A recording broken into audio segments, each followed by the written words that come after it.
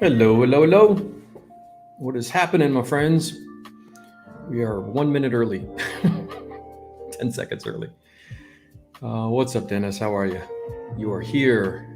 Are we there yet? Close. We're working on it.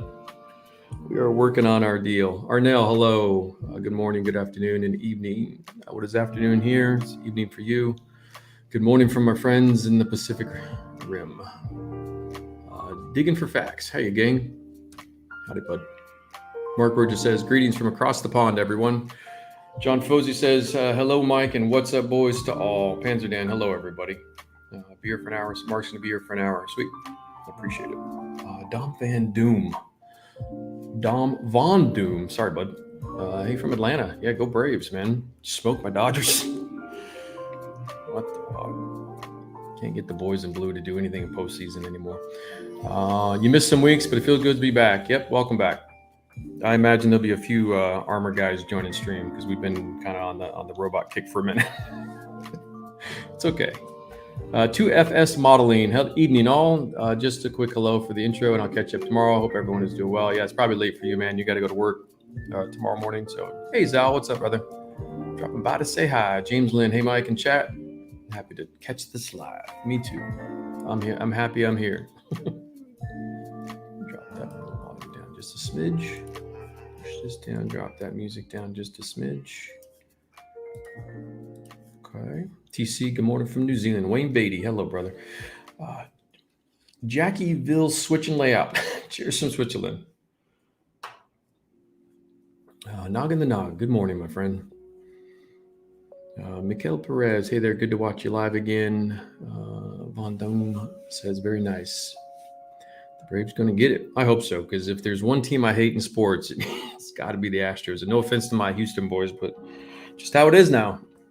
You the bad guy. You were the Patriots of the modern era, so, or of the recent era. Isotope 159. Hello, how are you, bud? Model guy says, watching Mike, not actual drugs. Yeah, time to snore a line of inspiration. You know, that's fair. It's fair. You know, we're not gonna. I don't think our boy Officer Mike's in stream yet, so we could talk about that. Sometimes you need a little bump, right? No, I've been a good boy. I had to come to Portland to do drugs. I was 40 plus years in LA without a single thing, and then you come to Portland, and it's just a shit show. Focus Critic says, "Yay, Sundays with Mr. Rinaldi. Cheers, bud."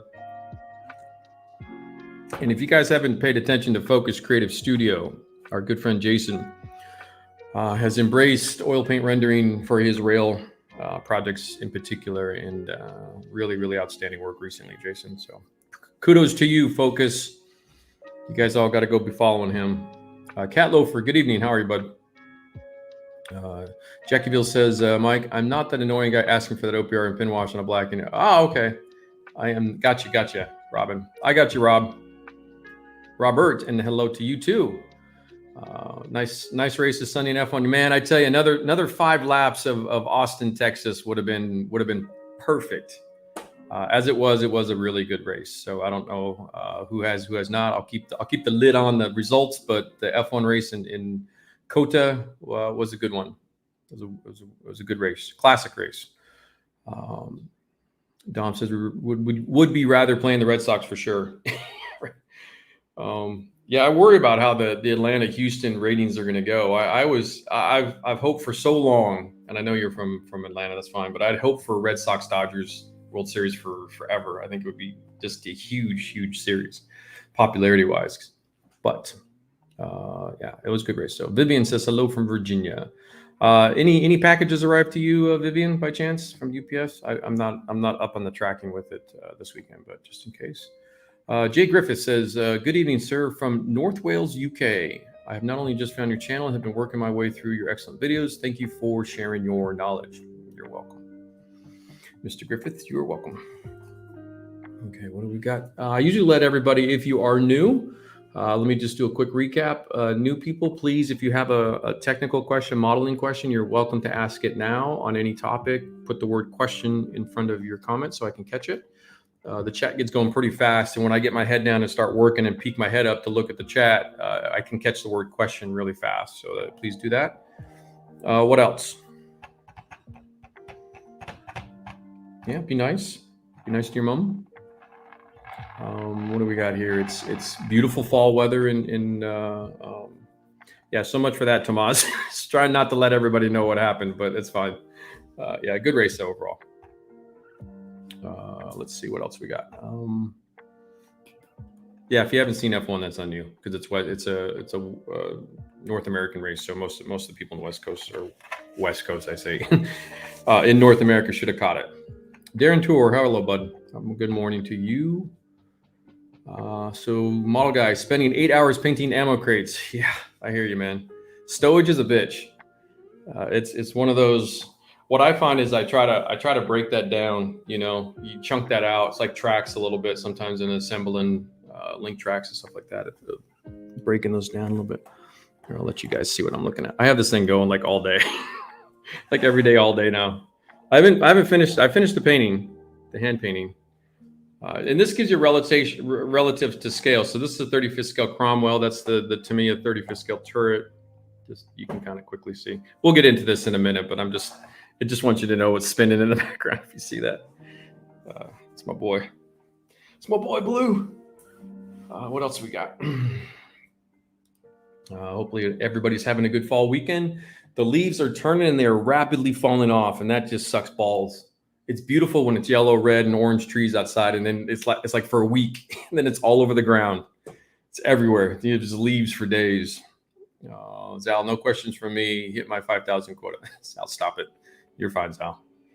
It was funny the first time, my friend. You're welcome to ask questions.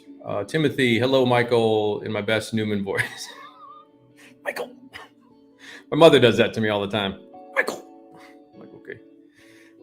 Mark says, was listening to Mike on the Plastic Posse podcast today. Okay, sweet. That's a couple weeks old, isn't it? I forget when I did that. Maybe a month ago now?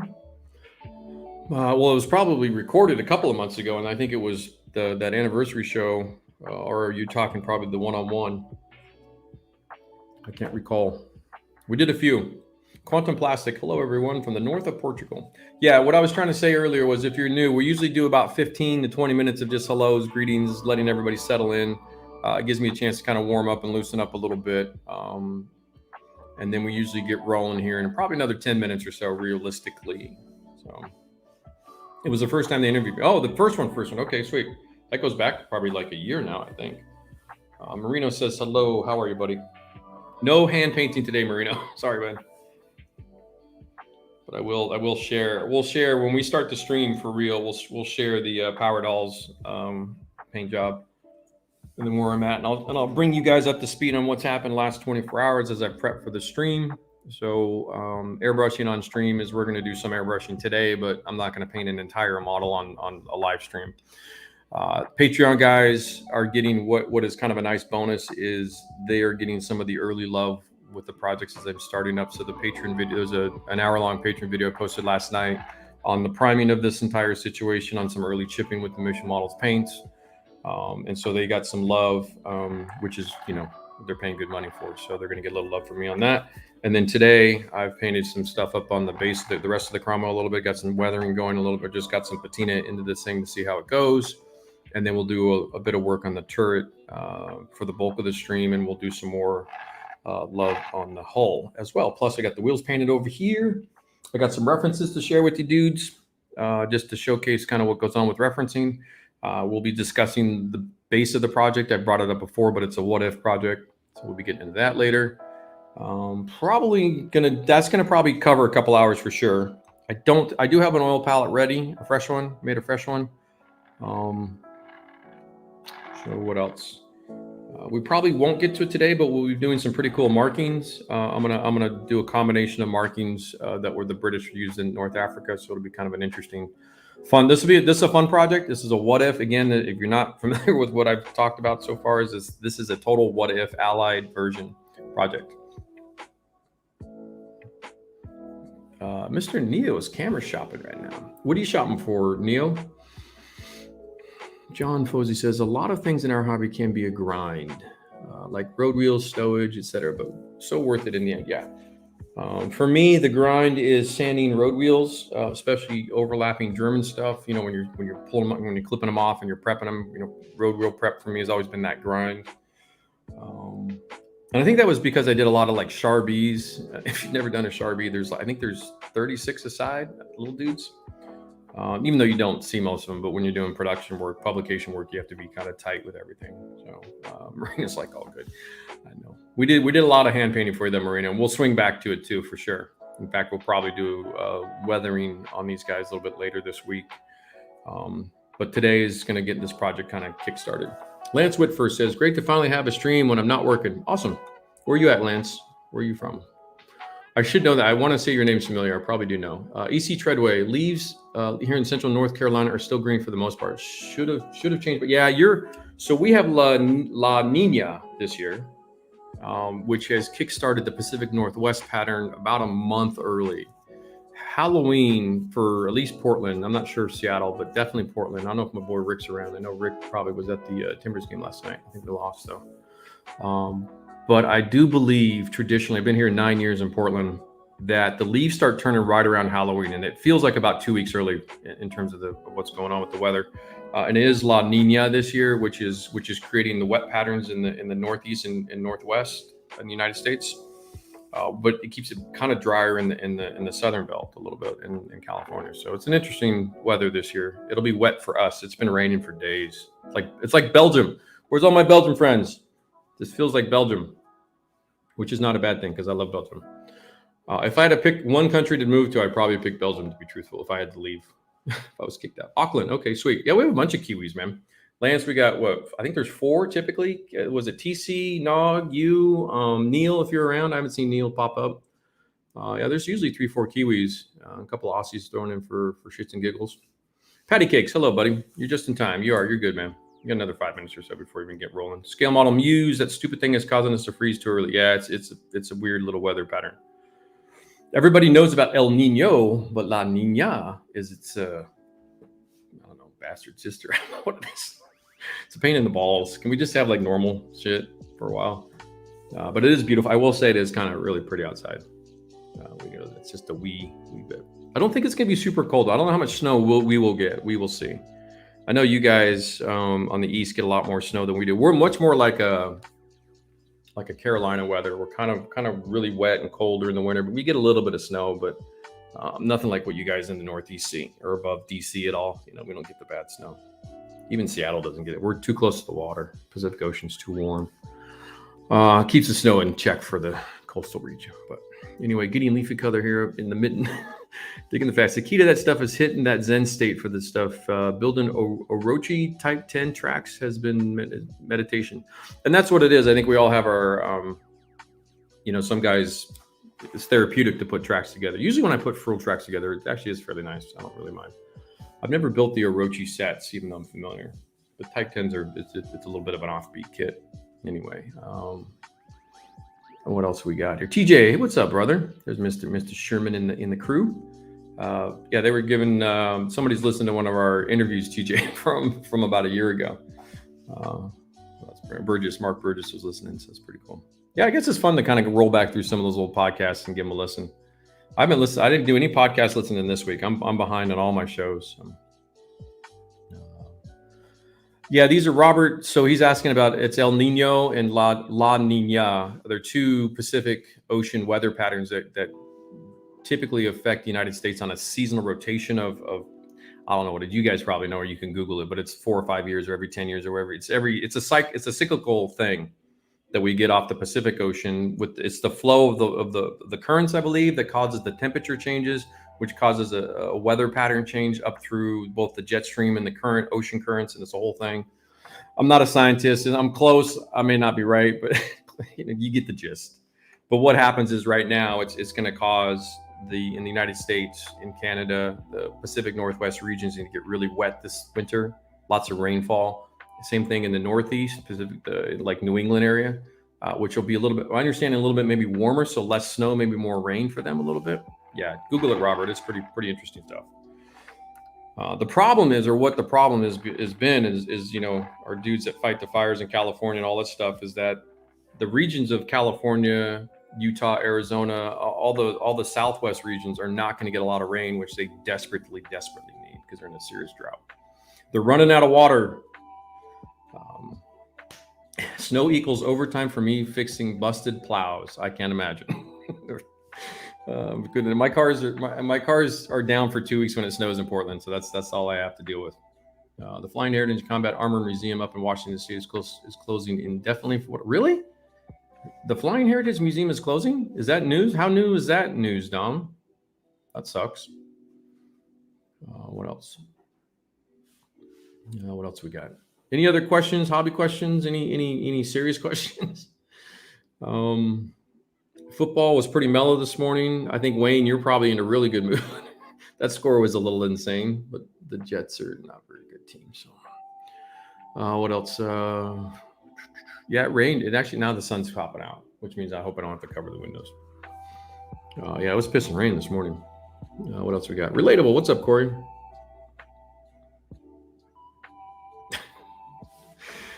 You're funny. So Corey says, question, you know how hard it is to chase trains and still smoke pork while waiting? What's up, Jimmy Jammers? Yeah. So Antonio says, La Nina, he's writing in Spanish. You only need to write it in the Spanish keyboard. Cheers from Madrid. Yeah. Thank you. Question, any updates on the books? Or are they stuck in the shipping logjam? Combination of both. The shipping update is, as I mentioned from the last couple streams, is that the first 3 we should be seeing them in about 2 weeks in terms of they're ready for shipment to us. And then what you'll see is once that happens from the printer, you will see a notice from me, in terms of that we've received the books and we now beginning the shipment of those 3 items. And then the next 2 books will go up on press. So you'll see Tank Art 1, SM23, and they were given all the books in there. This is the order that the printer had. And then we had some paper issues. So this is how it kind of broke down on its own natural of what they were doing, where they were at. I did mention we were short on cover paper through August. We've been able to get that secured. And that was partly because it was coming out of the UK, so it was a bit of a logjam out of that. That seems to have cleared up, but we did get our cover paper, which is so just you aware what I mean by cover paper. Here, we'll switch out. So cover paper, this is cover paper here, this stuff here, and this is I use as a special. It's like a linen. What's called linen paper in the United States. In Europe, it's called slightly different stuff, but it's also a little bit harder to source out of Europe because it's a bit more of an American publishing thing. It would seem to be. The company I work with had trouble finding some, but it's out of the UK. And of course, right as we want to get our stuff, the whole gas shortage thing, there's no drivers, they can't get shipments, and then they get backed up. Other publishers steal the rest of it. It's the whole thing. What's up, Mike? How are you, bud? Dan did not. 4546. What else do we get? When did the Cromwell come into service? Isotope said, when did the Cromwell come into service? Cromwell, the Cromwell tank itself doesn't really appear until D-Day in Europe. Never played in North Africa. I'll get into this in a sec, guys. We'll switch over. Yeah, but the books everything's going fine now, model guy. August, September was kind of the ship months for us. I had figured we'd have stuff by then, but it just didn't work out. What we're doing on the shipping logjam, on the port issue with the boats and the bulk freight is we're just avoiding the whole conversation. I've mentioned this before. In other words, we have a warehouse in Germany, and we're just going to ship everybody's order direct straight from there. So you'll get a notice. However, process, I'd probably be DHL for most of you, including the United States. Typically what we do is we'll print at our printer and then we'll send all the crap back to the United States for all the North American, because that's half my business. But this time we can't do that because of the boat problem, because then if you try to ship stuff on the airplane problem, they're like, well, it's like $8 million to ship a pallet. So it's an FU to everybody. As you guys have probably heard multiple times from a lot of different companies. Tank R4 is on sale at Microfart. Does that affect my profit? Why would it affect my profit? You guys, I'm a retail operation. So if a company buys and sells my products, they bought it at a wholesale price. So whatever price, they're locked into what we call a lowest advertised price situation. So they're capped at a certain price. They can't sell below, but they buy it at a certain wholesale price. So I've already made my sale. That's how retail works. So there's nothing, it doesn't affect me whatsoever. Yeah, a lot of these orders are old Thomas. We'll get them all handled. I'm not worried about it. You know, I wouldn't be doing these live streams and all this bullshit if I thought the books weren't going to be printed and everything was going to be fine. Like, I'm not worried about any of this stuff anymore. It's awful. It's a shitty story. It's in the past. There's not much I can do anymore. We've moved forward. So shit's late. It's you know, a lot of it was out of my hands. From about early 2020, I'd fixed all the bullshit that went on from 2017, 2018 through 2019. And we got a new printer in early 2020 and all that stuff. So we're fine now. The rest of this is just COVID and the world fall apart. Nothing to do with me. I'll fix my problems. They were a bit late to get really used properly. Yeah, a little bit. And plus the Sherman was, there was so much volume of the Sherman production from the United States too, and the Allied stuff. And it was such a well-regarded tank. Even the Russians liked quite a bit of it too. So yeah, no, I mean the M4 basically, because of the sheer volume of numbers, took place over what the Cromwell was doing. American tank production by late 43 into 44 was rolling. They'd got the Wolfpack down under control a little bit. So, boats coming in from the North Atlantic were pretty regular. Okay. What else we got? I don't know how to say. I'm going to call you Bolin. I'm not sure. Good evening from Belgium. Love your tutorials. Thank you, buddy. Nikesha, I don't know how to say your first part of your name there. It's kind of a mouthful for me. Doug's Bass Place says he got his copy of TA4 last week. Awesome stuff. I read it cover to cover in the last week. Sweet. I'm happy you read it. Some guys don't read. It's also half the problem I've had. What else we got? Question? Yep. Yeah, we got everybody. Okay, cool. Let's get into this. So Jim Altergot says, hello, Mike. Hello, buddy. First time viewer, courtesy Panzer Mike. Oh, from Evan. Sweet. Haven't seen Evan in, but yeah. Armor modeler is always up for learning new techniques and methods from other models. Sweet. Scale model Muse says I get maybe 10% of my talk and toys at work, holidays, or yeah. I was gonna say this is everything. This is nothing to do with RSP at all, but this is get your shopping done now. Don't let anybody hang in there. Focus says, does the MN Clear primer need the activator? Does it spray right from? All primers need the activator, buddy. Yeah. No, you have to. That's the whole. That it all works the same. It just doesn't have any color. There's nothing different other than that. So Arnell says, is there a particular cover to preserve the books? Plastic, vinyl? Nope. Weather the books just as you would weather anything else, Arnell. I do that on purpose. Yeah, if you like pristine products, RSP isn't one of them. I'd buy a second one and put it on the shelf if you want a book that's absolutely pristine. The whole point of these is that you guys use them. Let's see what else we got. And Antonio says, question, any distribution here in Spain? Ludicrous amounts of money from your books, Amazon and Spain. I don't sell through Amazon. I would say for Spain, it used to be PLA editions and even AK used to bring them in, but just the way the situation is gone, they probably don't have anything. Try Domino Model out of Belgium. That's going to be your best source in Europe right now. Just they have stock of stuff, and they're an operation we're working with pretty closely. So Domino Model, and you can go to our website, click the dealer link. It's at the top. It'll bring you all the current. I've updated the website so everybody knows about a month ago. All the dealer links should be active and current for all the books available. And there's only 2 right now for Tank Car 3 and 4, but the rest are coming. So I would say by January, February, we should be fully stocked. All pre-orders done. Everybody's handled. Should be the time frame. That just seems to be what's going on. What else we got? Yep, shop shows many things not available later. Yeah, it's gonna be tough. Forrest, hello, buddy. How are you? Steven, what's up, man? John Forrest, Evan does have a few rail car. He does rail on occasion, doesn't he? What else we got? Okay, we'll get rolling here in 2 seconds. Just checking through. What else we have here? Okay, yeah, let's switch gears. Before we get into L Armor, dude, let me just give you an update on this guy. Because this was a thing we were working on for a while. Okay, so I did finish all the hand painting on him.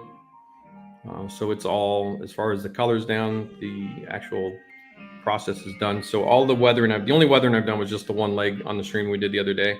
But I went ahead and brush painted the rest of Mr. Dude Power Dolls. If you don't know what this is an old Japanese animation robot. But that's it. So he's done. He's ready to go. We'll get into weathering. We'll probably do some OPR work on him in a few streams. Come back to him. What else we got? I'll put on my little stand. He just rotates on my desk all day. I'm actually running these. I've got a couple of these little cheap China-made turntables I got off Amazon, little cheapies, and I'm kind of running them to let that kind of gear smooth. They get a little, when you first start using those little electric turntables, they do a little jiggly. So I've noticed if I just let it run for a while, it tends to smooth it out a little bit. Okay, Mr. Cromwell. So let's see here. So what I decided to do is for a stream project, just do a quick recap, and then we'll get rolling here in the actual technical process. So what I wanted to do is I've over time in my publishing career, this is, to me, Cromwells are one of those models that where if you need a quickie, if you need a really good out of the box like just for a project for something, whatever it is, half the time it doesn't really matter. Sometimes with publishing, you have a lot of requirements from magazines and some other stuff. But anyway, I've had a few of these over time. So I had this dude ready to go. Even had a whole run of full tracks prep for it. There's some resin stowage for it. And then what I decided to do, and this comes from two things that we saw. One was there's a fella on Instagram who hand painted a Cromwell in a what if contour scheme. Now, truth be told, there's not a lot of let's just call it what if, because this actually isn't a 46. This is actually, I'm pretending North Africa, or Sicily, Tunisia, whatever, went through a little bit longer. My goal with this was to do kind of an allied what if, shits and giggles, have some fun. And then I also want to work with this color scheme quite a bit, because I do feel I haven't done a desert project in a while. The last real desert project I did was in Tank Art 1 with the Panzer IV. So desert is, besides winter, the two extremes or deserts are one of my favorite ones. So instead of doing a winter Cromwell, which was kind of like I was thinking about, but we just did a winter Stug. So let's do a desert Cromwell. And then I saw the guy do his Jimmy Jams on his Cromwell in a what if contour scheme. I'm like, oh, that's pretty cool. So that's where this all comes from. Let's see what else. So the Cromwell itself, let's see, you guys are asking some questions about the Cromwell tank. British development of the Cruiser series. So you go from the Covenanter to the Crusader, up into the Cromwell. You've got the Churchill line of tanks as well, which are separate. Came in a little bit earlier. Churchill's actually an outstanding tank. Probably doesn't get enough love in the historical records. Churchill served a really good purpose, and then the Cruiser tank into the Comet, and then ultimately into the Centurion. The Cromwell was kind of the major one that happened during World War II in terms of actually seeing service. So it was mostly seen post D-Day, right from D-Day forward in Northwest Europe. This is where the Cromwell existed. In the 95 millimeter howitzer Centaur version, the close support version was also quite well known. The difference in names, I believe, relates to the type of motor that was inside. And I haven't read it in a minute, but basically these things run a version of the Spitfire motor, the Merlin, which is called the Meteor. And it's a depowered tank version of the Merlin aircraft engine, if I'm not mistaken. I could be wrong. I usually am, but that's usually where this comes from. Paul DeToe says, hello, good afternoon. What else we got? Everyone's on the First Molly channel. Yep, you guys are chatting about it. Local guy once making a what if tank hunter Cromwell with his, and so I'm not doing any modifications to the actual tank itself. So this what if is actually just a pure custom paint scheme. That's all I've been doing. And Mark says he's managed to pick up both volumes of Adams. Yeah, it's nice that the David Parker reprinted all that stuff. I'm guessing that was a conversation going on for a little bit, but yeah, they've been reprinted. Some people thought those were new. I'm like, no, he did that a while ago. You put the Merlin in everything because it's an outstanding motor. That's the damn truth, right? But that's also a part of World War II and the production of, I think, all the other test motors that were coming around, the Napier and even on the U.S. side with all the experimental, motor technology going on. You kind of had to go with what was actually working at the time. And the Merlin was just an outstanding one, easy enough to produce in number. So, yeah. But, yeah, Lance is confirmed. That's what I thought. Yeah, I thought I read that for a while because I think the Cromwell, if you go through the early marks of the Cromwell, Mark 1, Mark 2, I think this is a Mark 4, I think is where we're at with Tamiya's kit. Mark 4, Marks, I forget, a little hazy. Didn't really polish my historical because I wasn't really concerned about that stuff. But anywho, got some classics for you today, boys. You guys can dig these ones. You'd be like, whoa, and no, you can't find these. So good luck, by the way. eBay, I don't know. You're probably not going to find most of these anywhere. But this is just this is an oldie buddy goodie. Brian Parrott wrote quite a few books back in the day. This is, let's see if we have a publication date on here somewhere. Tanks Illustrated was one of those I grew up with. Arms and Armor Press. I don't even know if they're still around. Oh, let's see. What do we got here? 1986. So I would have been a wee lad of 16 years old. L Scale Model says, evening from South Africa. How's it going? It's going well. Yep.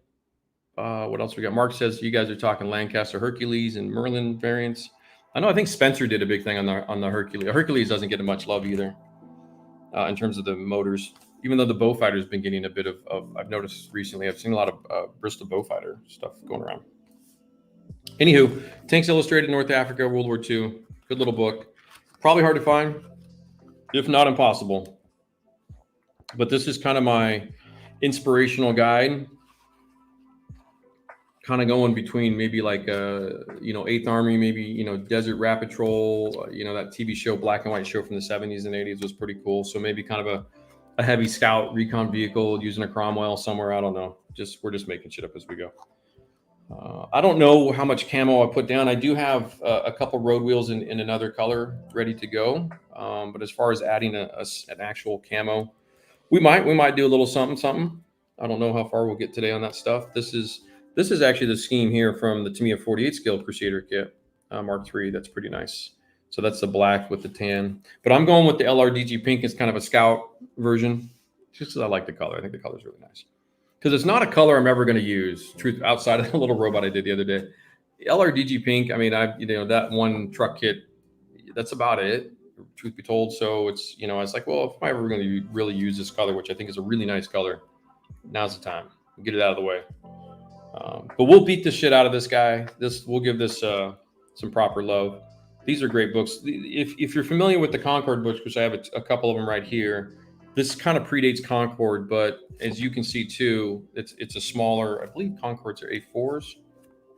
So I like the size. I always like the size. So when you look at the RSP books and stuff, and you look at the size of the books, I go with a little bit of a smaller format because a lot of my early influence books were like Tanks Illustrated, Ground Powers. They just fit the space better. These larger, tall books, which are easier to print, easier to sell in a bookstore, I always found they were a little bit clumsy, they're a little bit tall, and they try to jam too many photos in it. So the smaller formats, what's happened is, oftentimes, if you're smart, you can get some really nice photo sizes out of them, which is what I try to do with the SM books.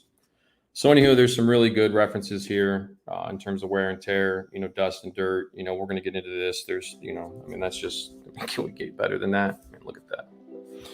It's good stuff right there. So look at this Valentine here. It's just like, you literally can't see the camo and stuff anymore almost. It's so beat up, and just the scuffs and scrapes and everything. So good stuff. Rocky terrain, North Africa. I mean, these things were beat pretty good. So we have a lot of opportunity with this project. I think it'll be a good one. I know you guys have been kind of itching for that. I've kind of not really dived into hardcore, armor stuff on the stream just yet in terms of really pushing it, other than the one Stug project. So this is some good stuff. But these books, talk about references. There's some dead tigers. There's some US stuff. Great dust reference right there in the olive drab. Yeah, so you got to have your references. I try to reinforce this with you guys. It all starts here. If you don't go through this process, you're just out there doing stuff, so by cost, which would be budget friendly, or are they both the same? What are we talking about here? What did I miss? Sebez Zahurk. Stock and half Sebez. Oh, you guys are chatting, kids. Okay. So what else? I've got a couple other pretty hard to find now. These are Concord. Concord publications were Chinese. But our boy Tom Cockle, a friend of mine, was kind of a longtime co-author, coordinated between Concord and Dragon models. You guys probably are familiar. If you built any Dragon kits in the last 10 years, you're probably familiar with Tom's name, or at least on Missing Links, and he's a verifiable expert. So Griffiths asks, may I ask, can you use something else other than pigment binders to fix pigment, please? Yeah. If you go through the pigment streams, you'll see you get a lot of mileage out of Tamiya's X28 thinner, and/or when I do a paint job with Mission Models paints, I use the Mission Models thinner as a pigment binder. Try to use a thinner of the paint brand that your base coat is, and then you'll find the pigments will bind to that paint fairly well. That's the basic principle of it. Tamiya's X20A acrylic thinner binds to a lot of acrylic paint jobs, so it's a really good, easy one to use. Markers, Arma models, Arma in Russia did a gun show. Oh, you guys are still talking cars. A low key reference. That's a little bit of low key. Guys, if you know what this is in front of you right now, you're gonna be like, what the fuck? These are really hard to come by. These are gold. So by the way, if you're hunting for stuff, I know you guys out there that really hunt, and they have all the Concord stuff and all the various other type of deals. But when you look at references, when you're looking at what you're doing here, I mean, if we're gonna flex, right, TJ? If we're gonna flex, let's flex. Okay. But the point of this is exactly for this reason. All right, where are you, Mr. Panzer 4? Did I put you in the back or put you up front? I forget what I did.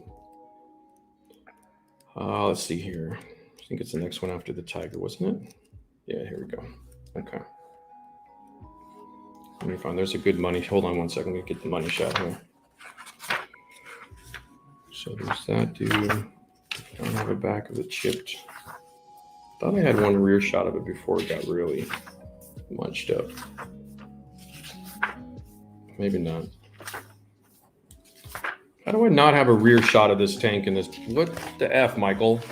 Come on. How do I not have a rear fender shot of that? It's literally like the whole thing. I swear to God, I thought I put it in. I have it before it's chipped, but why do I not have it after it's chipped? Unless it's in the early photo. This is one of those models too, by the way. When you talk about taking pictures, when you guys, I was gonna say, wait a minute. When you talk about this kind of stuff, one of the things that I've learned, the hard lessons in life, take it from me, especially guys like you, TJ and stuff, Evan and you guys out there that are quote unquote kind of quasi-professional, sort of published now, almost getting there. Take a billion effing photos. Like, don't dick around with the pictures. Don't back off taking photos. Try to make sure, like in my case, I have to remember. It's not hard anymore, but back when I did these projects, some of these earlier ones here, when I didn't have the image that I needed, you're screwed. You're totally screwed, because 6 months later, you can't go back to that model and redo a step, early stage to whatever. But up here, you can see the Panzer IV as my reference, and then you can see here what I was trying to do. So these two photos in particular are kind of the back end of this Panzer IV in Tank Art 1. And this is why references are just, you have to go through to figure out what's going on with this stuff. So you get your effects, because you're trying to replicate, This is like, if you guys want to get good at this shit, like really, like enough dicking around, enough of the bullshit. Like if you want to get good at this stuff, the hard truth of it is you have to start doing this kind of thing. Let's see if I can do this here. Because you have to find the references and come in here and it's a little bit of a flex. I understand. I'm not trying to, but it's like, this is how you get really, hold on one second. This is the key to it right here. So I've got this photo right here. Wrong fucking lens. No wonder it's not zooming in. Okay, so I've got this photo right here. And yeah, it's a Panzer IV, but it's going to relate. So you can see that back end right there. And you're coming in here, and it's the same thing here to fucking pinch zoom the page like an idiot. So to really get that kind of wear and tear that goes onto this stuff here, you have to look at this stuff. There's no other way to get about that if you're going to be doing this on a serious level. And I assume most of you guys in here are, more or less, picking up for the serious stuff. You're here for the Jimmy Jams and all that. But this is how it happens. This is where I come up with a lot of this stuff. So it's a big deal for, those kinds of conversations. So there's another one here. This is on the British Sherman tank, but this one's nice. Because a lot of the early Sherman work is in North Africa. So this is going to give me some good references for, sorry for the glare here. I'm trying to kick that up a little bit. So some of the references and stuff, like when you're looking at this kind of stuff, there is a little bit of truth that some of these were painted over green, which is fine. They resprayed them pretty fast from in the field. I'm doing this over just a regular primer situation, but I mean, this right here, that's what you're looking for, guys. This is where it comes from. So when we talk about like hairspray chipping and we talk about sponge chipping versus hand painting chippings, and why do I lean on hairspray chipping so much? Because to get this kind of a look with a hand painted brush is really effing hard. There's very few people on planet Earth that can do this level. So hairspray allows the bulk of us to recreate that fairly straightforward and fairly easily in a repeatable process. So this is why I've leaned on it for so long, because you start to do this. There's your little figure, dude, right there. You just get put all this stuff in here. This is so crucial. So this is where it comes from. This is why, showcase kind of, simple single monochromatic color scheme. You're getting a good look at, some good tire wear and tear and those kinds of things too. So this is important stuff. It cannot be underestimated. I know it's probably not, oftentimes we just want to jump in and do stuff all the time. So, but anywho, enough of that bullshit, enough of the rants. Get your references in line. Let me get some questions out of the way and we'll start painting here. Many leather bound books. Yeah, leather's nice. You're going to pay for Zebedja, what's in modern? You guys are still talking kits. Does that answer your question, Mr. Griffiths? I think that should. You're welcome for that. You got it. You guys are still talking Zvezda kits. Yeah, there's Scalemates has, and then there's was it 1999.co.jp, the Japanese website has all the instructions posted too, which is another good one. Yeah, it's a thing, TJ, is really when you're getting to the point of where you transition from just sharing on Instagram and things of that nature, and even YouTube and those, that when you get to publish, where you need views, you need angles, you need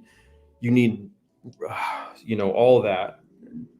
Definitely. What I like to do, and we'll do a photo stream, we'll get into that more detailed in the near future, but I always do like a preset of all the side, front, three-quarter at a camera angle, kick the camera up, repeat the same process. So I've got 16 in the can of all those angles done, and they're always the same. So they always match up to my publications now. And that's what I learned with that Panzer IV, was I did all these shots and they weren't quite dead on. I'm like, I was so mad at myself, dude, when I did that, because I have to do the layouts and they don't match the other layouts that much. I fudged it, but it's not.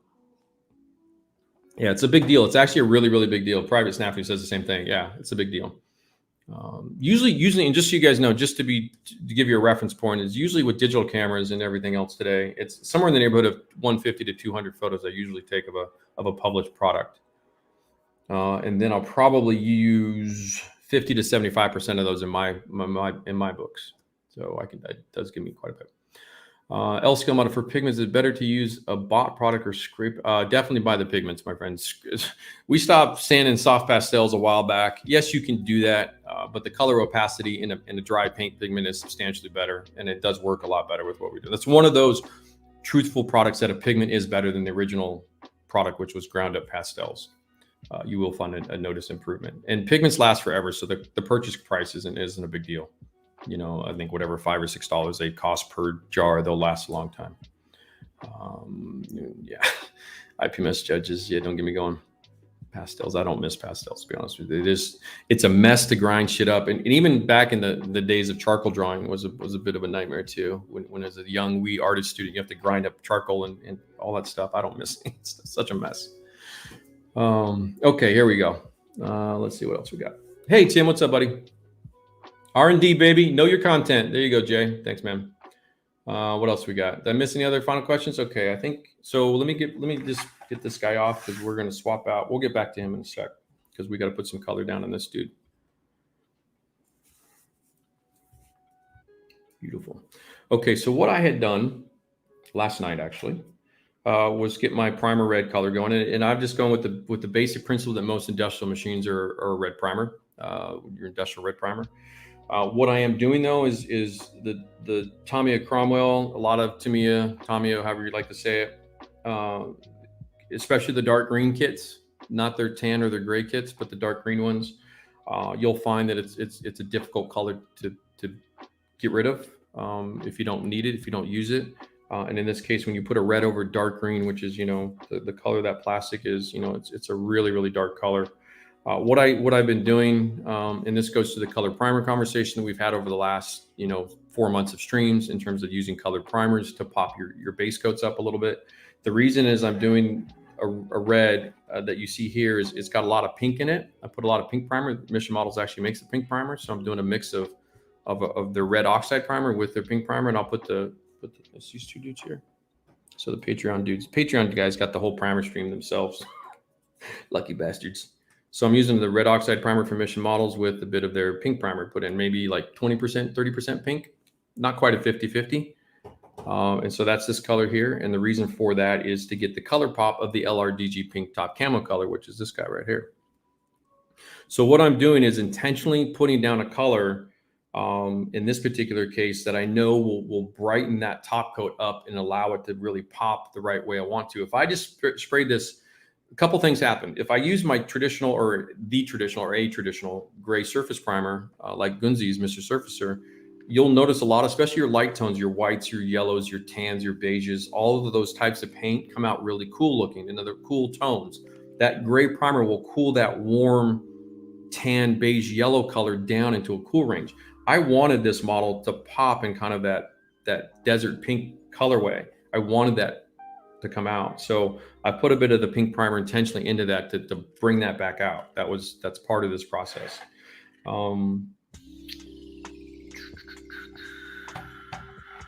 I'm trying to figure out where we go with the, have I tried chipping fluid? Yes, I've tried chipping fluid many times.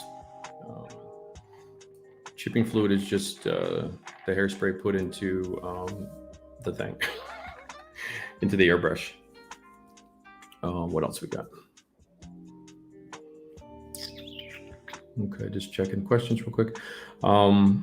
You're fine, Phil Bonham. Hey, how are you, Phil? It's been a long time. Haven't seen you in a minute. Lost track of time. Cleaning the airbrush roll, you will lose track of time. So, but anyway, primer conversation. You'll see this a lot more over time with a lot of the work I've been doing. And if you've been watching a lot of the streams for the last 4 months, we talked a lot about color primers and using them to increase kind of the potency of your base colors. And that's where I was going with this. So that said, let's put some paint down. Now, I personally don't like airbrushing on camera. It's a clumsy, awkward process. I won't lie. So it'll be expected to be a little bit clumsy. I do apologize for that. But let me just show you. I've got some spare road wheels here. Let me just throw some stuff, just some other stuff that I did paint, just so you guys can see. I did a bit of the painting process to speed this along because it does take quite a bit of time. It's a very slow, unsexy string material. So what I've got here is a mix of colors. We're going to throw a few dark, I used a NATO black, kind of a faded black wheel. We're going to throw a few black wheels on the tank, a la the Crusader paint schemes where they've had it like 2 or 3 black road wheels, and they've got, we might do camo on the turret. I don't think I'll get to it this stream because I got other stuff to talk about. So we might do the second stream of, maybe I have to make the decision. I'm still 50-50 on that, of adding a second camo color. I do have the white shadow effect on, which is a British tank camo design. I do have some of that on the front of the hull. Show you here when we get to it. But in terms of like an actual, like a green or a black or something like that, I won't be doing any contour scheme on this. I decided against doing that way because the other dude already did it. So it's kind of, we've got to do our own thing, that whole deal. So the hairspray method. So Jim, you're talking about hairspray, and we'll get out. I'm hesitating a little bit because I'm going to have a Jim for you. And for those asking, we're going to get into chipping here in a second. So just hang tight on that stuff. We'll swing it all back around to chipping and everything else. So let me get through the actual base coating, and then we'll start talking. And as I'm spraying, I'll bring up hairspray, chipping fluids, the mission models, chipping processes, and what to do, what not to do, and some other informational stuff. I'm getting all this out of the way first, and then when we dive into that, we'll go right into that because that'll be the bulk of what we're going to talk about today, and that's going to be kind of where we're at. So a lot of times when we start projects, it's good to get all this base crap out of the way. So I'm spending a few extra minutes going through the whole thing, getting it out of the way, so that when we get to the painting and the weathering and the chipping, the patina, the markings, and all the stuff in this stream and future streams, we can just kind of focus on those. And so you can kind of reference this first part of the model or the building process. Scale model music, you're working on your Nova engine, but nah, I feel you. I've got a broken exhaust on my Beamer, by the way, too. That happened the other day.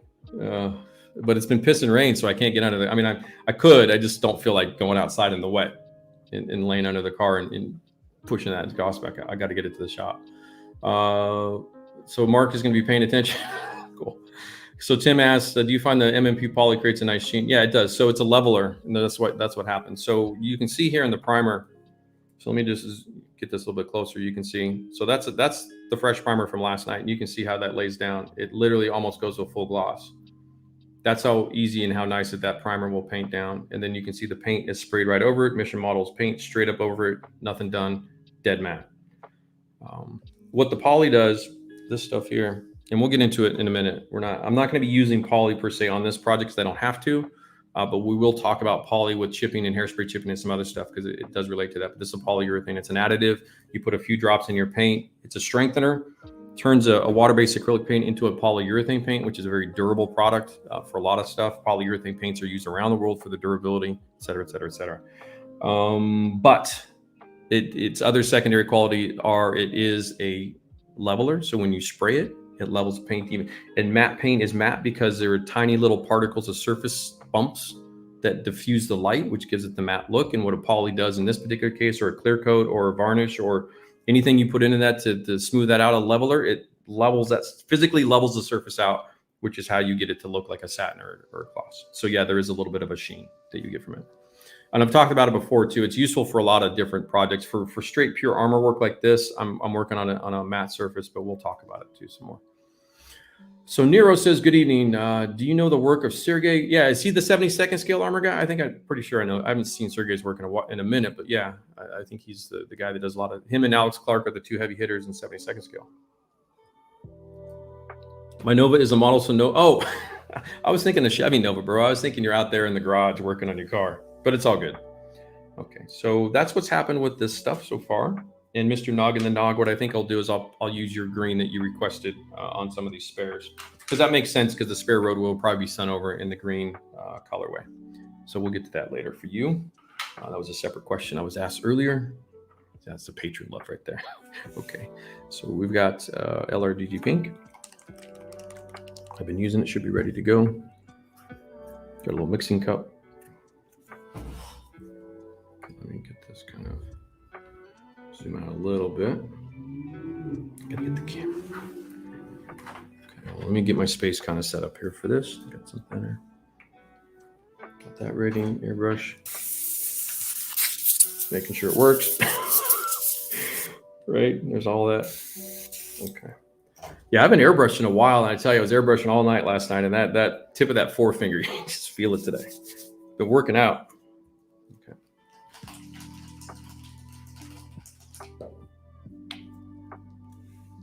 Okay, in you go.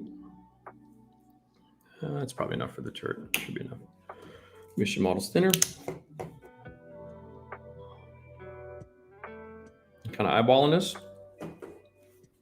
My little mixing brush over here. Hey, what's up, Pabsy? Oh, look, compadre. No purple for you today.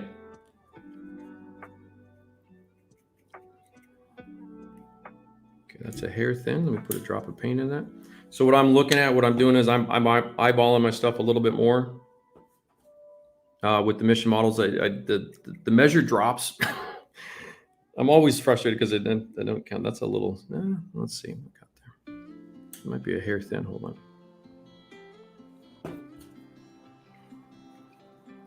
So I'm looking for here is kind of the milk conversation. There you go. So you watch that run off the cup. This is how I normally mix paint for the last 20 years. So I just use this process. You can get more specific if you want to, because it's an eyedropper. You can count them out. But that's a nice runoff there. What I'm seeing there, that's perfect for what I need with this stuff. A little water, dude, over here. So I got a little water and a little cup of Mission Models thinner. Then I've got the thinner bottle, and then I got my paint bottle. And I got a little bit of a brush. I got some Q-tips over here to clean. Probably put a couple over here. What else have I got? Got my chipping brushes over there. Okay, we're ready to rock and roll. This thing should be ready to go. Painting on stream, my friends. What's up? No, that's what I call it. Okay, did I miss any other questions here before I get my head down? Mike says, nice video on Patreon. You're welcome.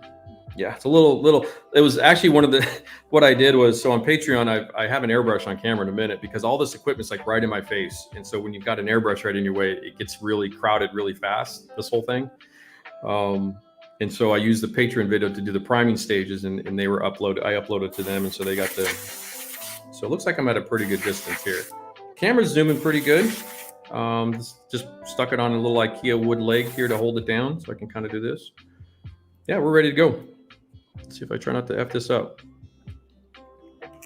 So before I do initial spray, to the chipping conversation, because this is going to be the bulk of what goes on with Mission Models in terms of how do you guys get this to work.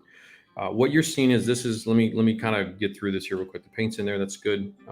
Is we have a Mission Models primer bottle. The Mission Models primer is a catalyzed system.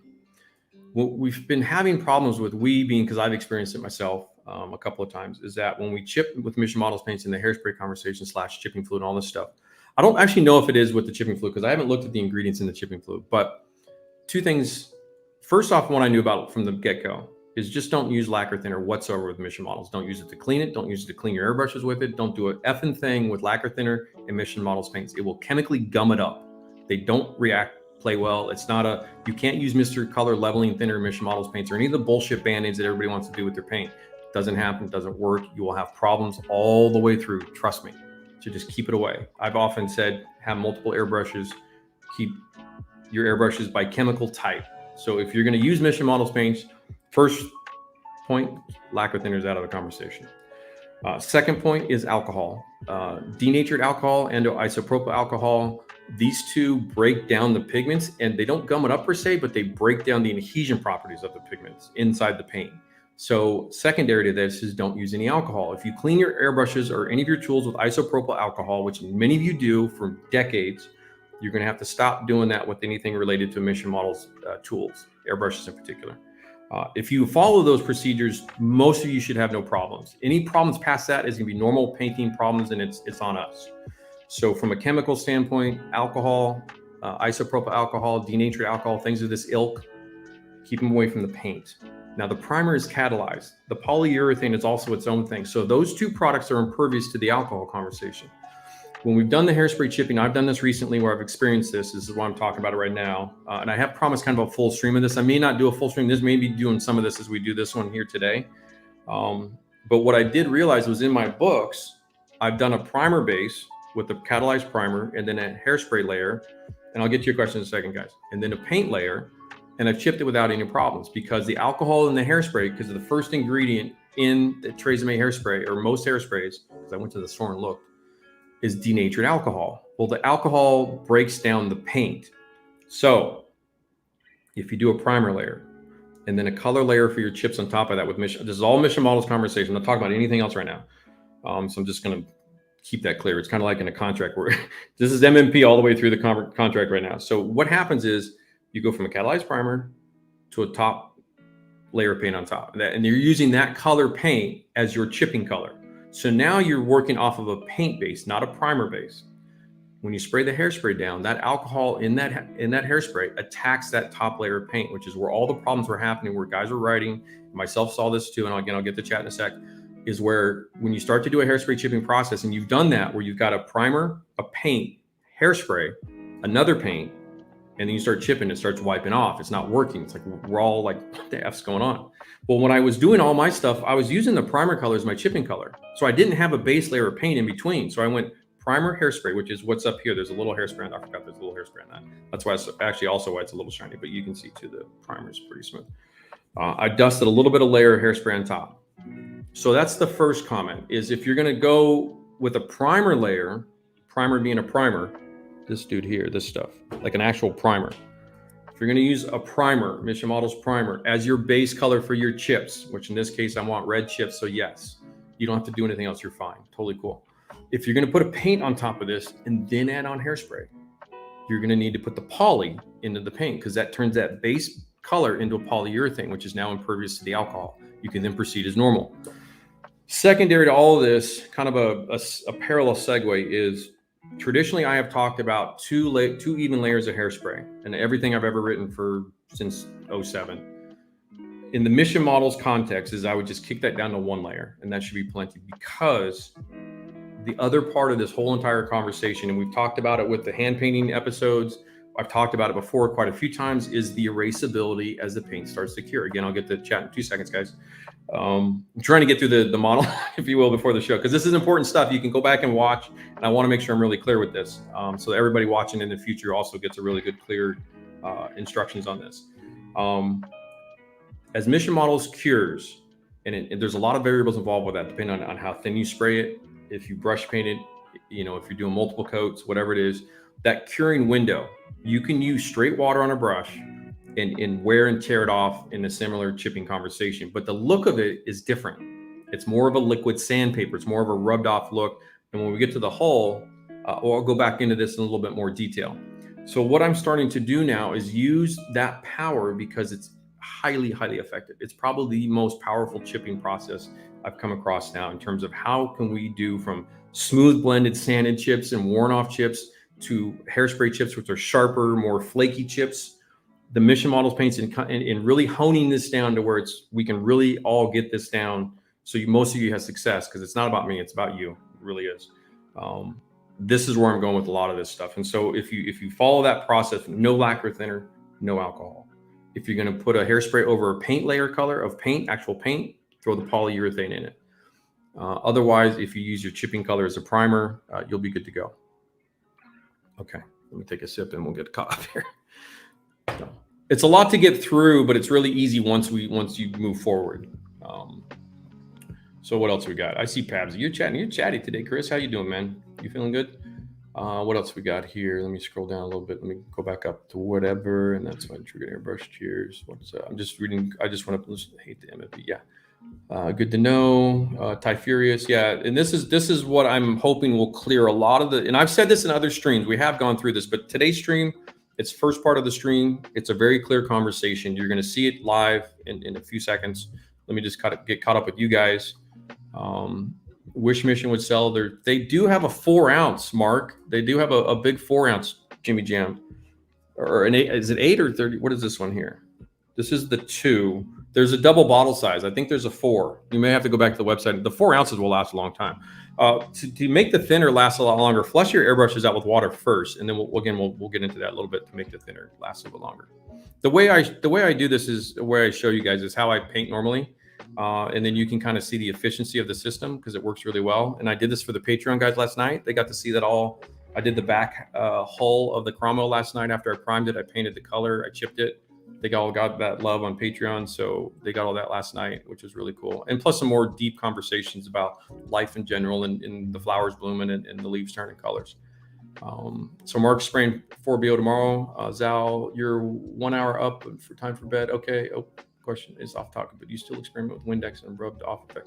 No, Jeff, I don't. I think you've asked this before a few times. I don't spray or use Tamiya acrylics that often. So that's an ammonia-based process of the Windex. It's the ammonia is rubbing off the Tamiya acrylic lacquer. Since I don't spray with it a lot, I don't use it a lot. So the answer to that is kind of no. It's just because I don't use Tamiya acrylics and need it for that purpose. And also you'll see with the Mission models with this stuff here, with the erasability chipping factor, that's you kind of get a very similar look anyway.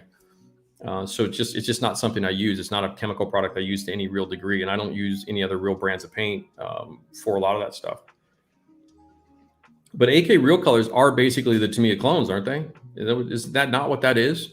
It's basically AK's Tamiya clone paint, acrylic lacquers, and it's a very flexible system, which is nice. It's fine. I'm just saying that's what it is. I was all these paints happened all at the same time, and I just kind of it's just how it went. Plus, I did all the labels for those guys too. So, related Corey's ready to finish. Go eat. Yeah, go eat your dinner, brother. Focus says you need to do this stream 2 months ago. Yeah, it's fine. Yeah, it's the biggest problem with all of this model building stuff on a live stream, Jay and everybody else, is that I need to do all the information in one big stream, and then that's what it is. And everybody references that, and then just put little time chapters. We're going to talk about this, and this. Let's leave it up there. Kind of an FAQ, right? That's all good. Yeah, do your stuff, Zal. You're fine, brother. Lecture before practicals. Yeah, I'm just trying to get this all out of the way. Airbrushing on, I'm just putting myself down. All right. So that said, let's spray.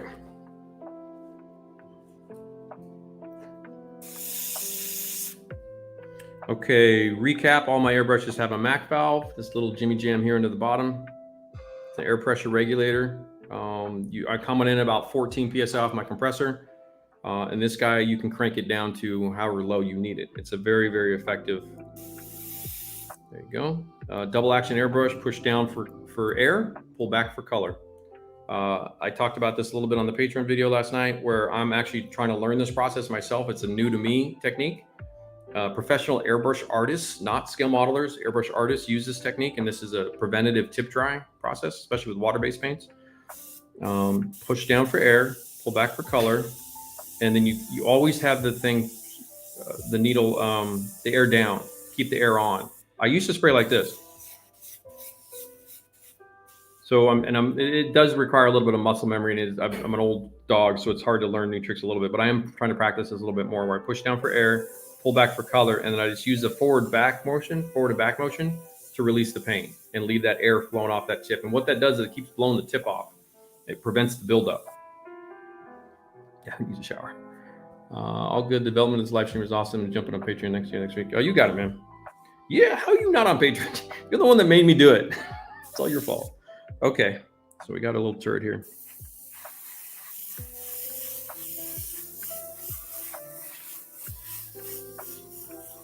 So a lot of little detail on the Cromwell with the bolts and the spotlight.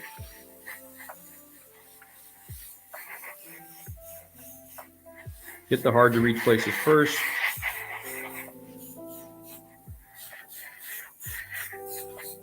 I spray pretty fast, by the way, if you're not used to this. And I'm a couple inches from the model. This is just a monochromatic base coat, so I'm not, not trying to be all, Jimmy Jam tight camo dude right now.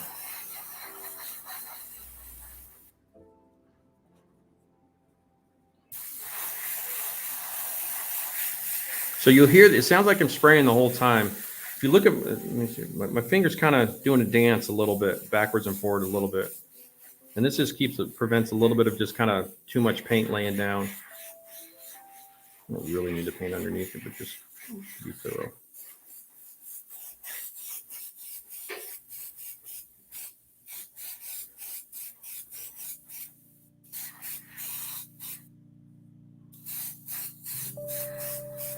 Now, usually I don't hold stuff when I airbrush. It's mainly because I'm on camera.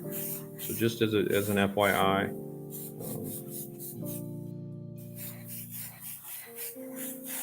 I usually use my little turntables, little lazy Susans.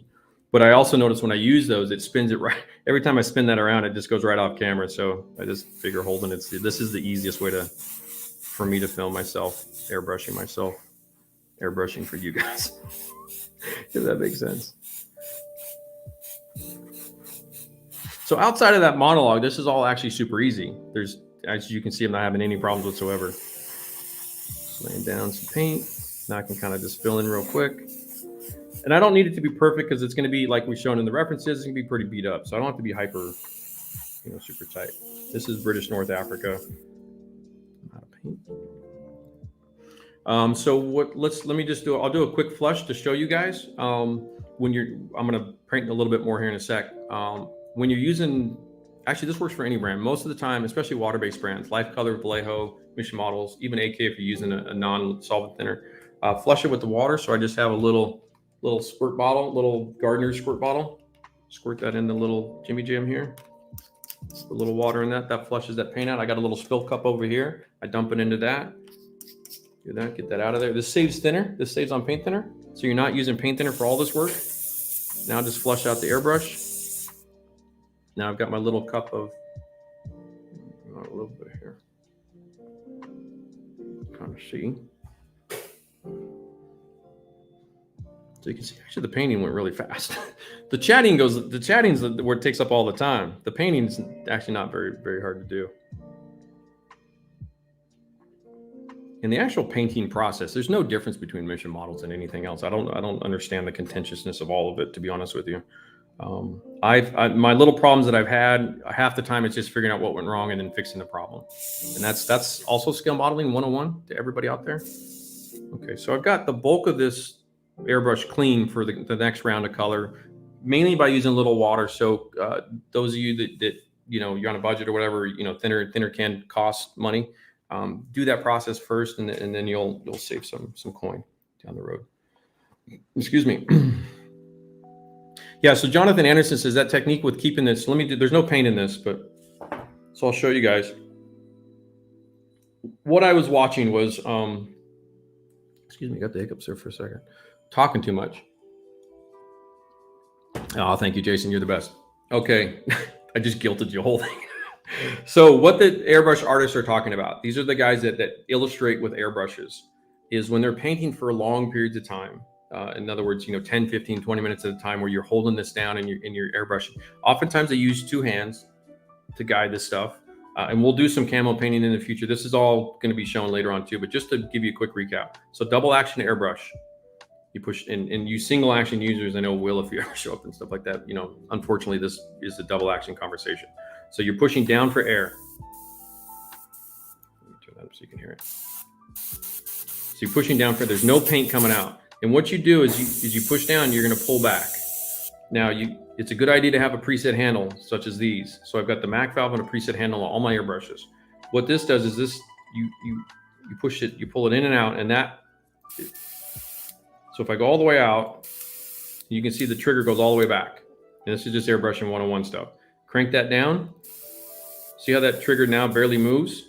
So what you do is when you're prepping your stuff and you're getting ready to do your real deal, especially for camo, is get this process down. But what they teach you, what they're talking about is hold it down and then pull back to release the paint.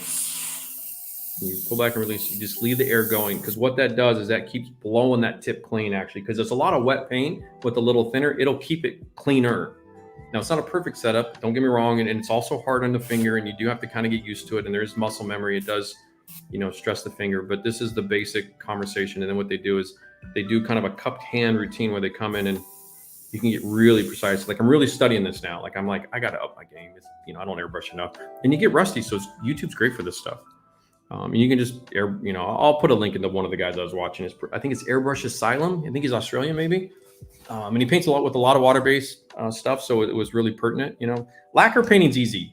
Let's be honest. Lacquer painting is easy. It's a functional process. It works really well. Most dudes, you love lacquer paints because they're just easy. They work. I get it. I totally effing get it. My health is more important though, so I just basically don't spray with lacquers. That's why. So with water-based paints, yes, you do have to do a little bit more work. Just the nature of the beast. So anyhow, all right, back to this dude. Hair dry. Get your hair dryer. Don't let paint dry.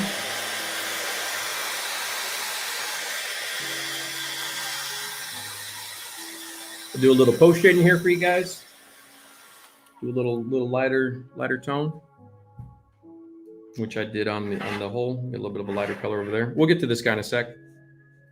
Zoom back in a little bit. So I've got my LRDG pink, and I got a little bit of white. In this case, I want a desert fade. So typically when you use a white to fade your paint, to lighten your paint, you'll get a chalky look. I want an oxidized chalky look, so I'm going to use white. Typically what I advise is you're going to want to use relatable colors. So if you're fading an olive drab, you'll find out, or any kind of dark green, SCC 15 or anything of that nature, or even Panzer gray, when you start throwing whites in, it gets real chalky, and that's not a really effective look. So typically use a color that's a lighter shade of the virgin you're using, like a yellow or a pale green or a pale gray. Okay, let's put it. What do we got? White. Make sure we're paying attention. We'll go 3 drops. Put another drop of thinner because I've changed the ratio. 2 drops basically. So I'm getting a little bit more precise. A little mixing brush here. So I'm making a lighter shade of the LRDG pink. This is your classic post shading fading technique. Nothing fancy. Been doing this for years. Okay. And I do have a little mixing brush, a little cup of water, and I don't let that paint sit in the bristles because you just go through paint brushes really fast. And it's just nice to have that brush kind of so I do that. Get my Q-tips ready. Okay, get my airbrush back over here. Crank that thing down a little bit. Load it up. Load it up. A few drops right in there. Don't need much. I do need my little... These are always good. Always have some of these. These are another great modeling tool that are fully underrated. Post-it notes. Get these guys. Okay, so let's do a little post shading here. There's more, I guess, more of a fade, technically speaking. Spray's fine. Let's see here. Put the note down for a second. Let me just kind of do.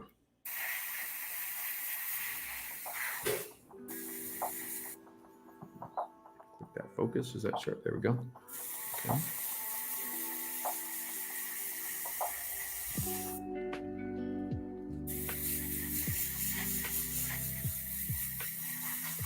So I'm just doing kind of a light general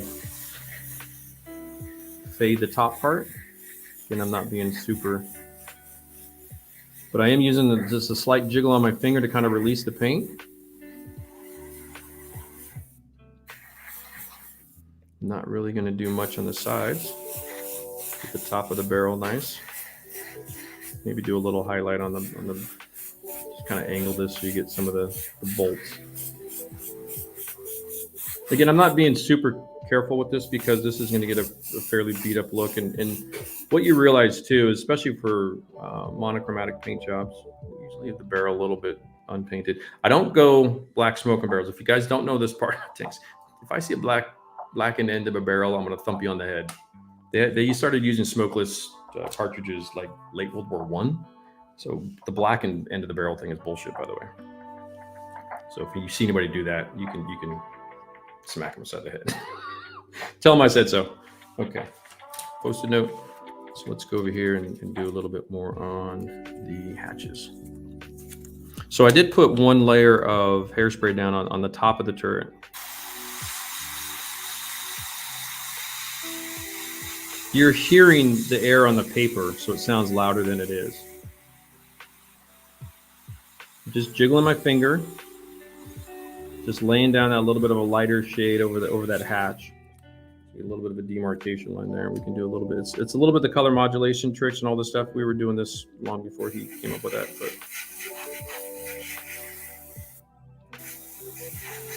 just quick post-it note mask. The top of the ventilators and the top of the two gun sights a little more, or the just the optics, I guess you could say. So you hear the air. It sounds like I'm blowing a lot of paint. I'm not. I'm actually, it's just air. And then I'm just jiggling the throttle back on the trigger throttle, the trigger back on the airbrush. And then what I can do is I want a little bit more contrast actually. Let's put a little bit more white over here. So I'm gonna lighten this one more time. And this is, I used to paint like this quite a bit actually. You'll find a lot of the lighter color schemes I do. I'll do quite a few stages actually. Just no water with the thinner.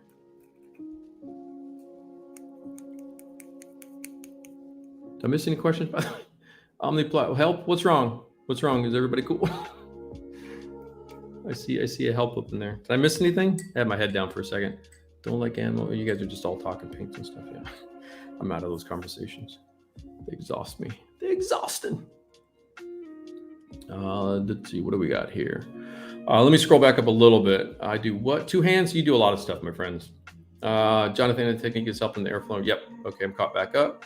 Modeling. Sometimes it's more important to hear why. Yeah. And so if you own the RSP books, and if you don't, get on the effing website and buy them right now. I'm gonna be mad. All the books are written in the how and the why. There's a whole section in every site, in every single book I do, expressly talking about the why of everything. I find it the most critical element to scale model building. And let's see, Steve says, for the guys wanting massive bottles of thinner, Createx thinner sold in 32, it's the same thinner. John Posey says, depends on the model of the airbrush. You can adjust the trigger tension on my Iwata. I wish I could stiffen the springs when I depress the trigger. Is your trigger going down too fast, Zal? Like it's not enough like resistance? You might have, I don't know if it's an older airbrush or poorly made or cheap, sometimes cheap airbrush. If there's going to be cheap parts to an airbrush, it's going to be the springs, the O-rings, stuff of that nature. So it could be that too as well. Most of the Iwatas, Tamiyas, the name brand stuff, I've never heard or had problems with the springs per se, or the tension or the pressure. So it could be that, Zal, by the way, sometimes, or it's just an old one, whatever. You might need replacement parts.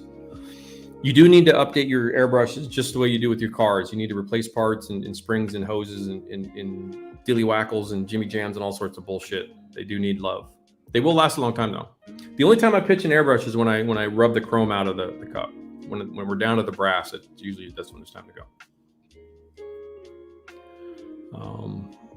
Yeah, so just when you guys are making comments like that, I just want to be clear about this because I do want to mention this. If you're going to clean your airbrush with an isopropyl alcohol to clean out Tamiya paints, which is fine, you can't do that with mission models. It'll break it down. Even that residual alcohol in the airbrush, even though we don't see it, it's really small levels of stuff. It does affect things. So just if you guys do that, just make sure that you keep things really, really clear. So it's important because otherwise you're just going to have problems with this paint if you're using alcohol and lacquer thinner. It's 95% of almost all the problems caused out there with this conversation. But let's see, what do we got? You trying to airbrush a normal Vallejo? You guys are just talking. My birthday exactly 1 month away. Could add the book collection. Yep, you got it, brother. As a erasability factor because the paint is made from organic pigment. Yes, that's the reason. So all the hobby brand paints, Tamiya, Gunzi, AK, Ammo, Vallejo, Life Color, et cetera, et cetera, et cetera. They all use plastic polymers. Mission Models organic polymer paint. So that's dilly wackles. I'm trying to expand the vocabulary. Two hands. Okay, what was I doing?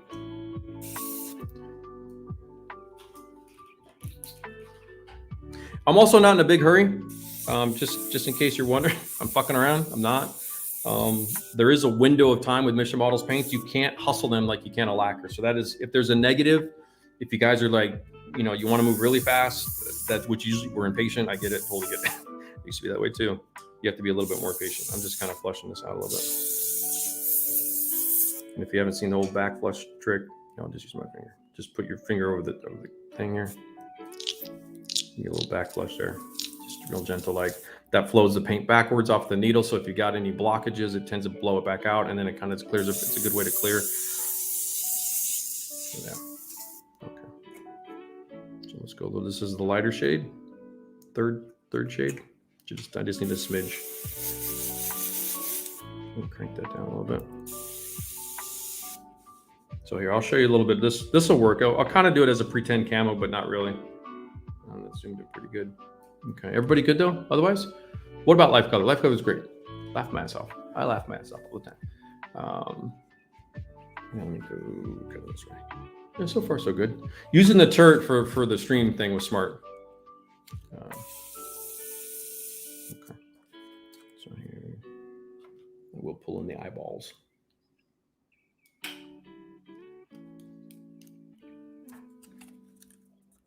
Get up close and personal. Am I blocking anything? Okay, you guys think that's sweet.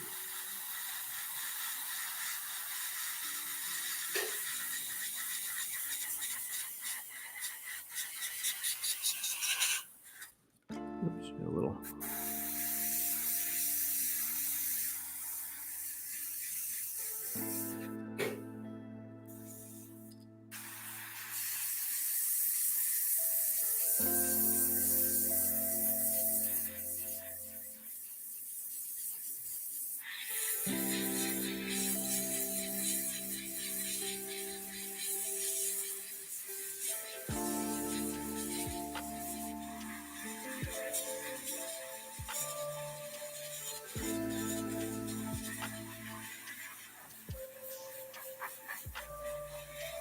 I got a little too aggressive right there. Also, probably mean just a hair bit of tip dry. You will get a little bit. It's not totally normal.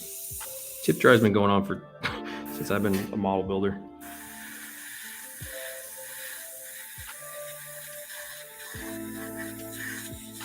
So I can crank this guy.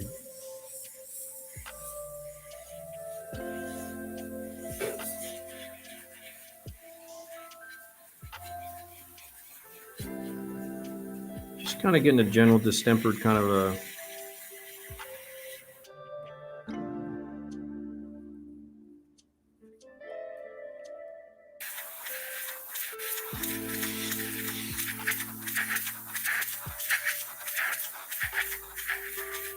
There's a slight downward kick to the top plate of the Cromwell. Let's just add little shits and giggles in the paint.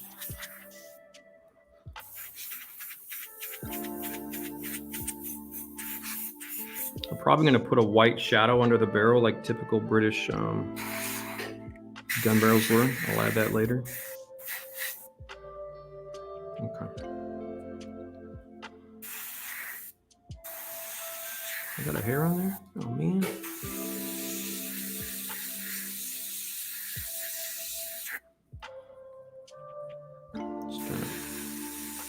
Somewhat color modulated a little bit. Just kind of highlighting some of these guys a little. Get that spotlight. Just needs a little love.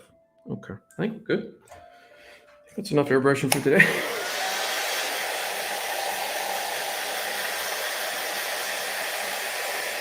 So what I'll do now is I'll switch to the hull because it's had some time to set up properly.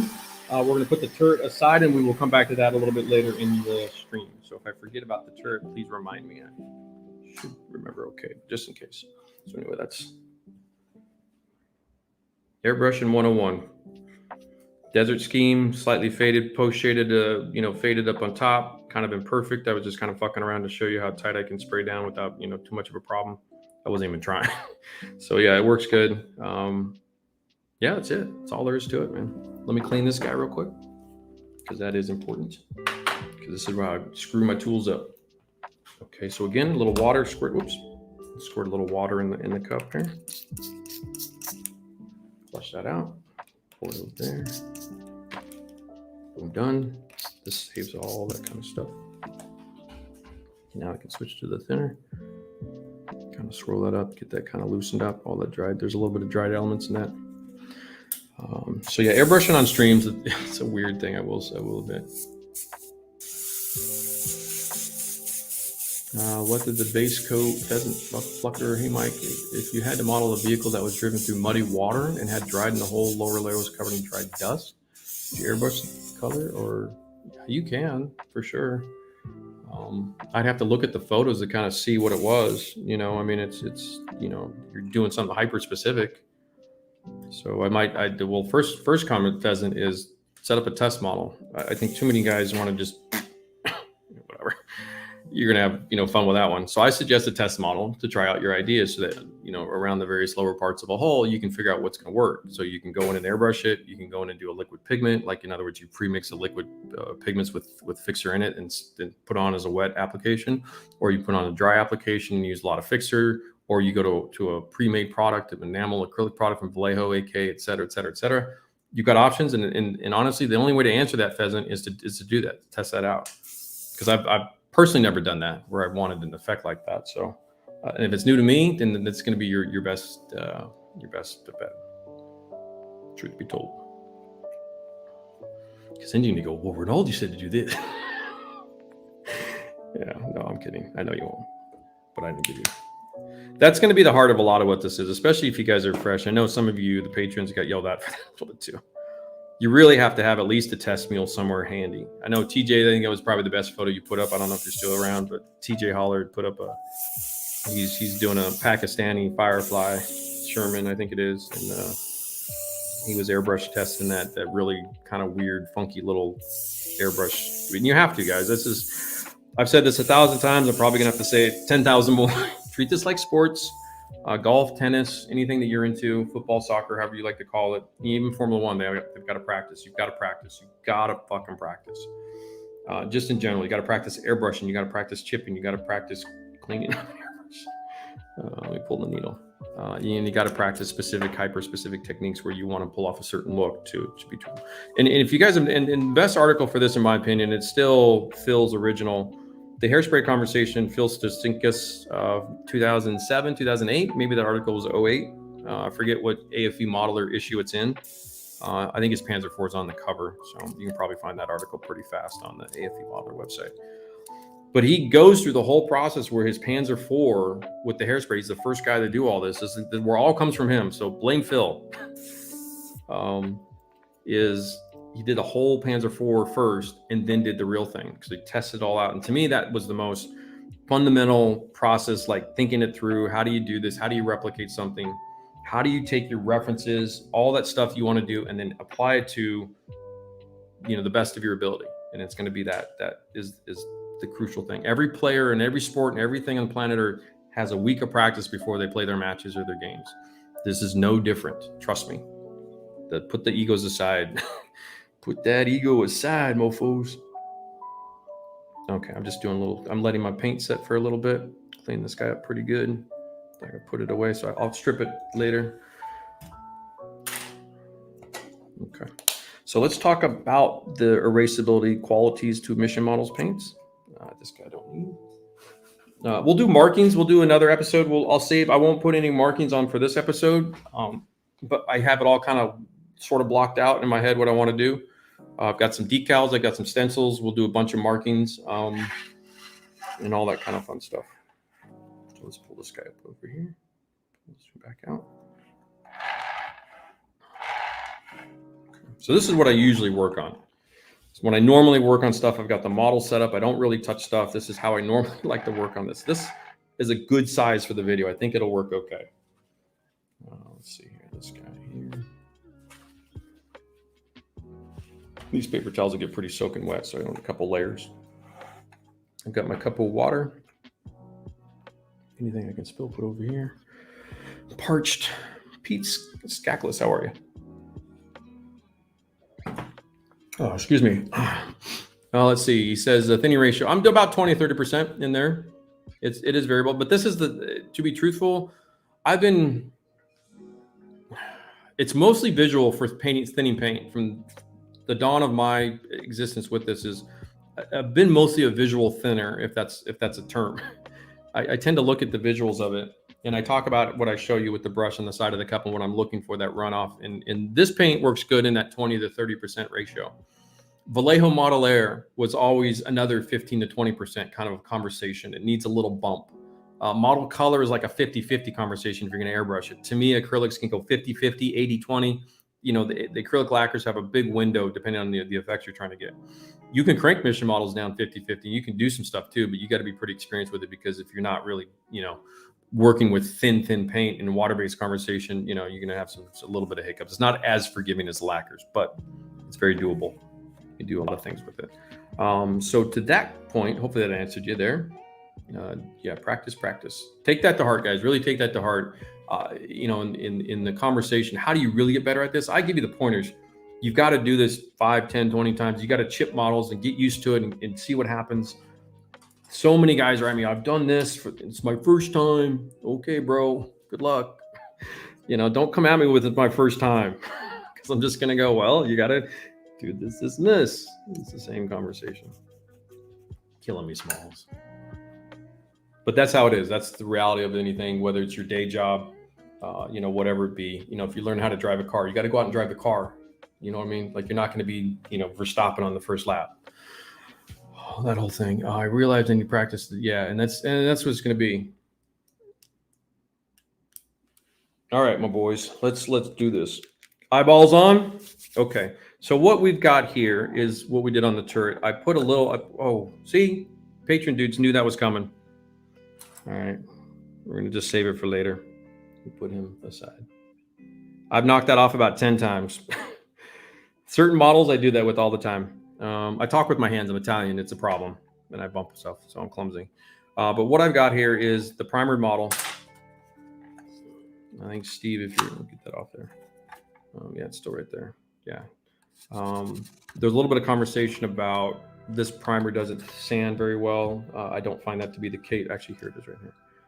I took it really quick this morning. Ooh, that's baby smooth. That's 600, 2500, and a 4000. Sanded that primer down. And you can see it does fine. I'm not seeing any problems. I've heard rumors, but I think a lot of times the primer has to catalyze. You have to let it kick off properly before you can really sand it. So what I've got here is, from here forward, I've got one layer of hairspray kind of over the stowage boxes in the front up here. One simple layer. A little bit of the hairspray has been sprayed over the fenders along the edges here. The rest of it is just paint on primer. So this is a few hours old now. What time is it now? 3:30. So I started spraying around noon. So about 3 hours old, the bulk of this paint job.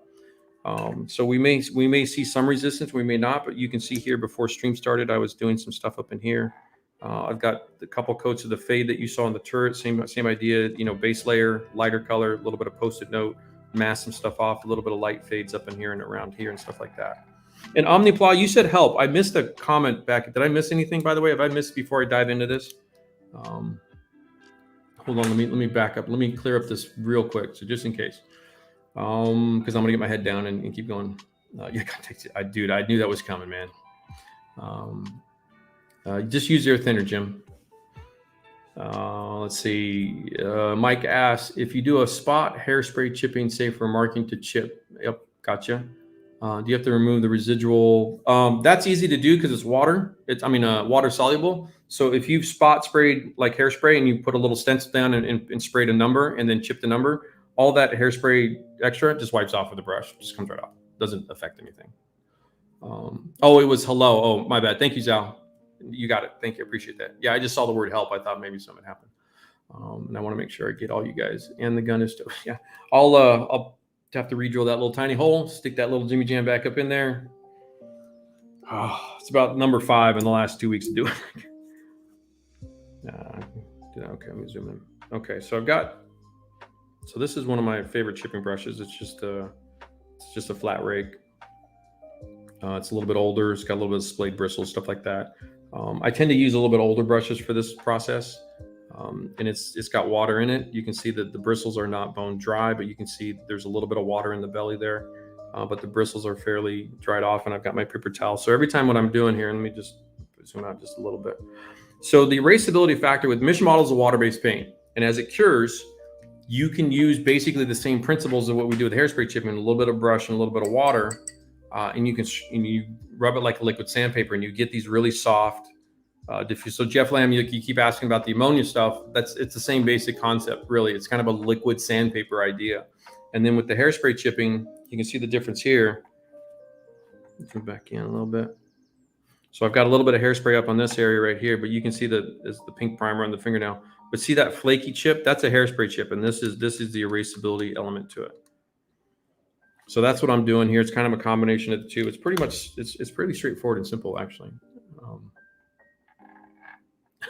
Yeah, I would think the Cromwell was a development of the Crusader, so it definitely was a little bit bigger turret, bigger gun, better armor, more powerful motor, stronger suspension, slightly larger, wider tracks.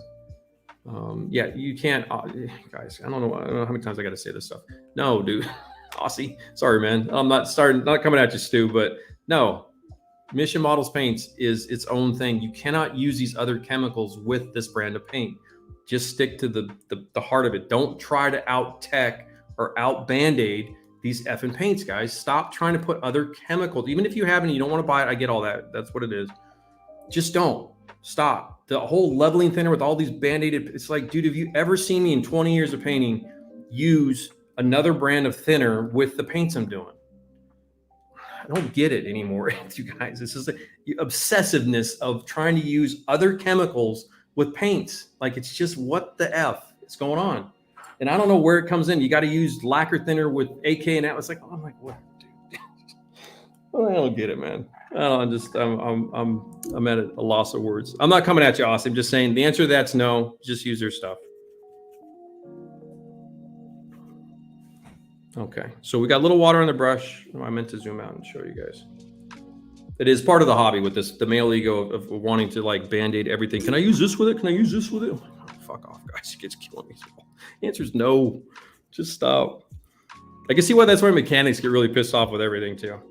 So you can see what happens. You got the paper towel, a little water. I'm just showing you the process. Wipe that out. Get that done. So you want to start with kind of a sensible amount of water on the brush. You can kind of see what's going to go on here. So you can see over here, I've got a little bit of wear and tear here. So we'll come over here. We'll just get in here. So I'm just seeing what happens. I'm watching the surface up in here. Add a little bit more water. So now I'm getting a little bit of see the wear up in there. Can you guys? So I think it zooms out of focus a little bit.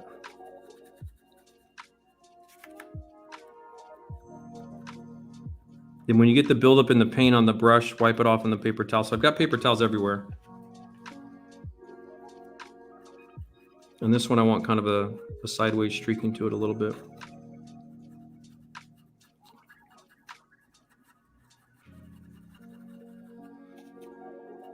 See, I'm just getting this model always has really nice little raised details.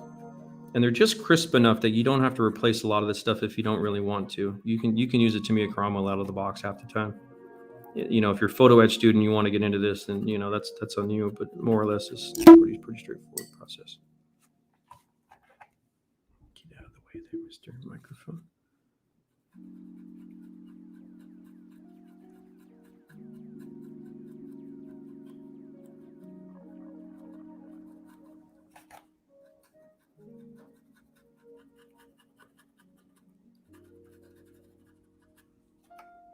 So you can see I'm getting that nice, soft and rubbed off wear and tear. So I've got a couple layers of the LRDG pink and a couple of the light and, you know, as it goes up. And so what you're getting is a little bit of that capture of the stuff inside there. It creates a really nice effect.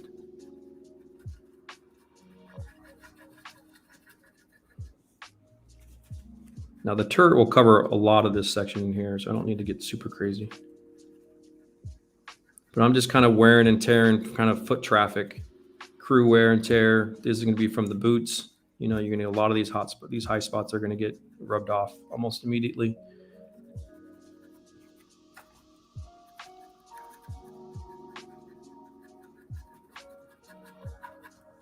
See how I continually clean that brush out when it starts to get the paint build up and you start to get a little bit of the paint. This happens on all the paints when you do this kind of a process with the water.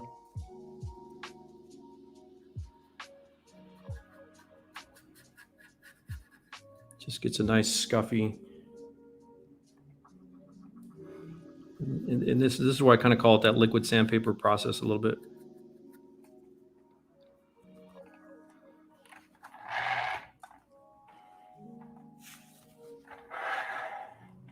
Rotate everything around on this side here. We'll do this corner. We'll do this fender right here.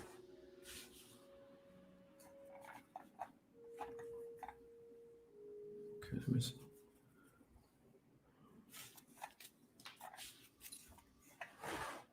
Okay. Now I'm right-handed. It's not going to work. I'm going to need to rotate this slightly. Move this just a little bit higher and over here. I can't cross my hands to get the water in the brush. Okay, I'm going to get my head down for a little bit. So if there's questions or comments, I'll poke back up in a second. See, I'm watching. What I'm doing is I'll try to, so you guys can see that there. I'm catching the edges, a little bit of the paint wearing through. So this is the hairspray chip right here. There's a little bit of hairspray in some of this section. So I kind of mix it up a little bit on purpose so I can get kind of a duality of kind of wear and tear in this model. I am doing this a little bit more of an advanced process and thinking this through, what I'm looking to try to achieve and all that kind of stuff. So I'm using kind of the erasability factor plus the hairspray, because the hairspray will give you these sharper, bigger chips, flakier chips like this. And then you get kind of this worn off desert kind of rubbed off look that you see quite often in the desert photos.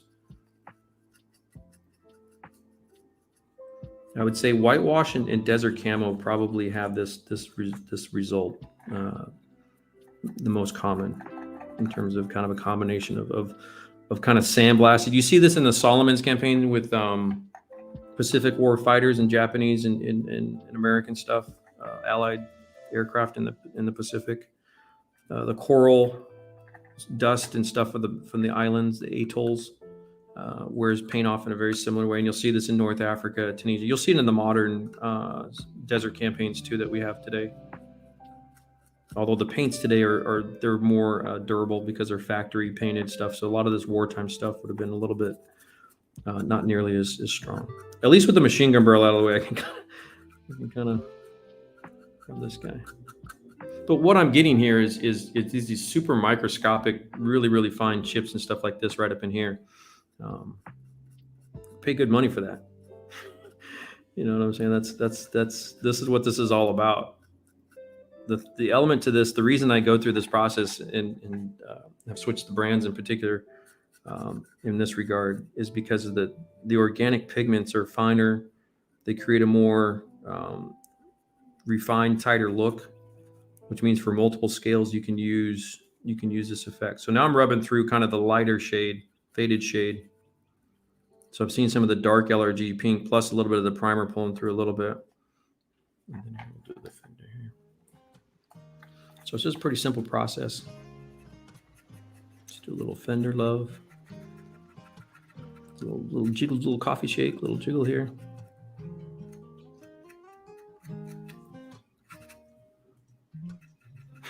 Sorry, I didn't mean to bark at Aussie. I hope I didn't scare him off. I scared Zal off the other day. I barked. Go the other way. Sometimes you got to reverse the angle.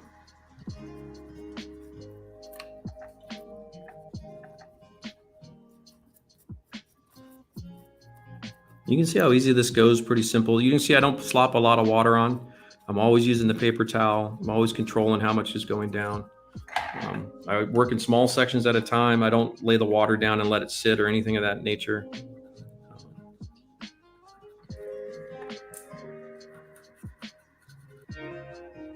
So what I like what's happening here is because this fender design has the reverse indent for these ribs, these strengthening ribs, versus the raised ribs on the stowage bands, you get a little bit of the light colored kind of laying in there. So you're getting some early kind of love in terms of, you see here with the faded paint, with the regular paint, with a little bit of the primer kind of popping through and the lower color popping through.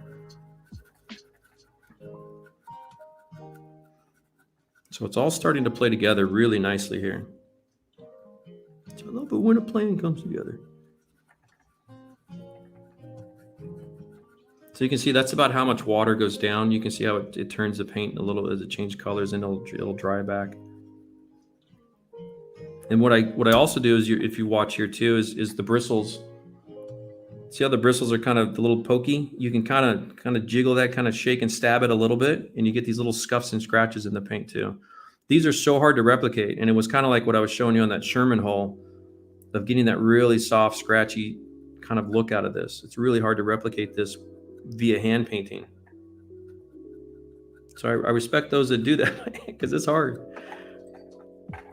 But sponge painting and stuff like that won't give you quite the same look. It's a different style. Here, I'm just going to show you, because this is, you want to win a gold medal. Zoom. There. That's what I'm talking about. You can't do this any other way.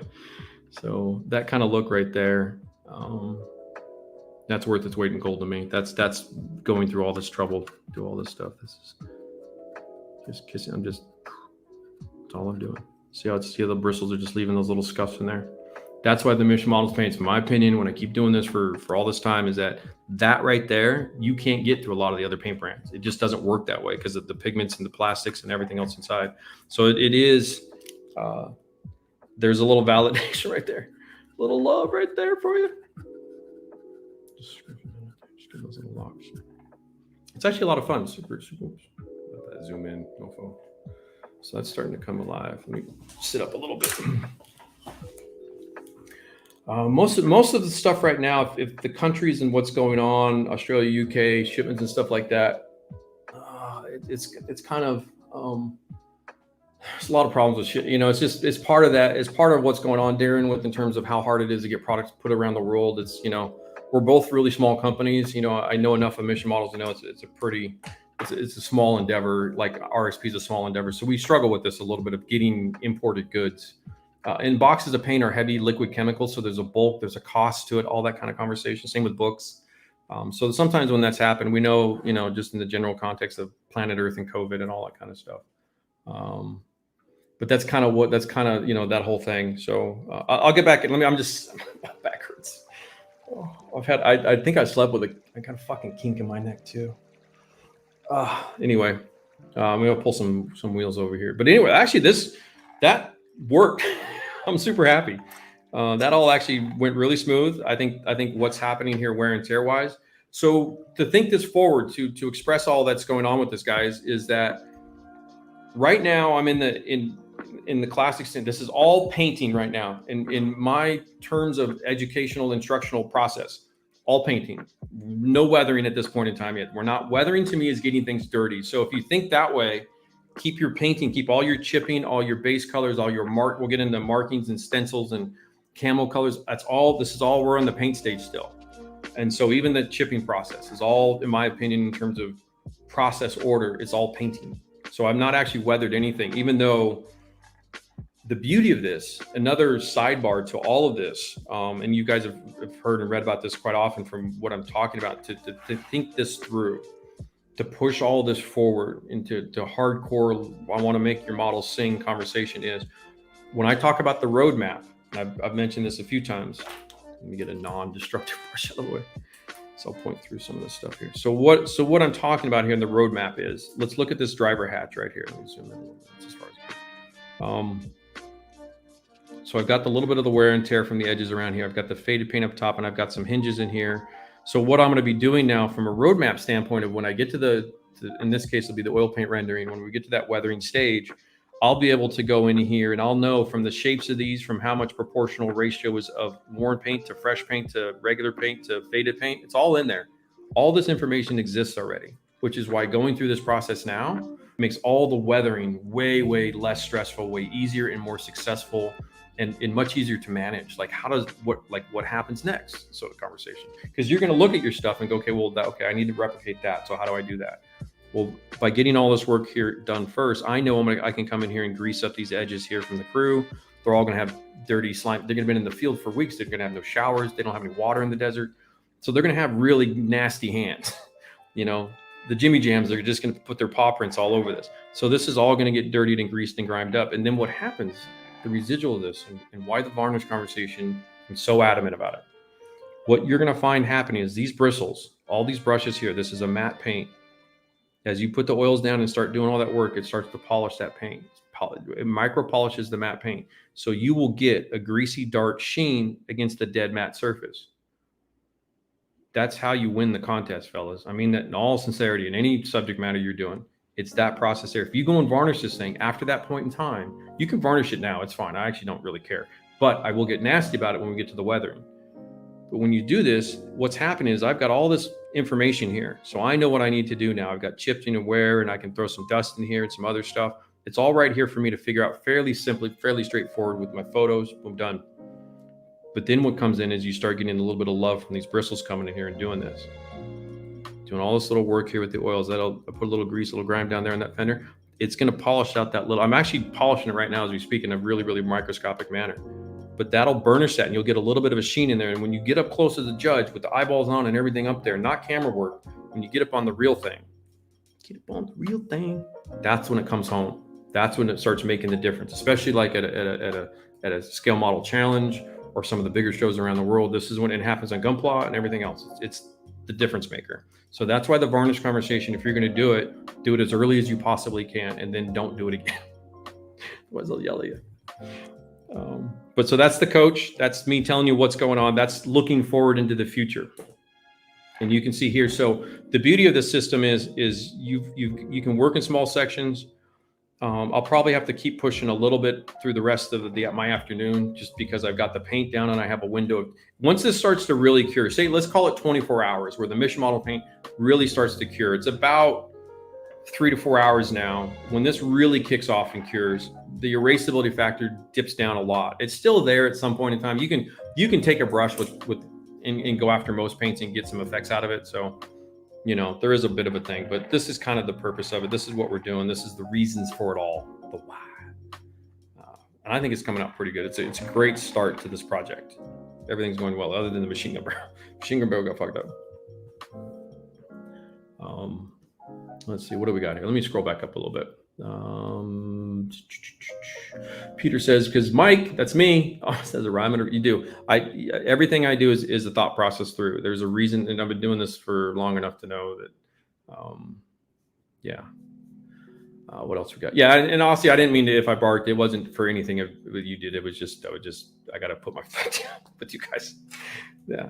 But yeah, peace, everyone. Later, Doug. Time to make dinner for the kiddo. Awesome, man. What are you making for dinner, Doug?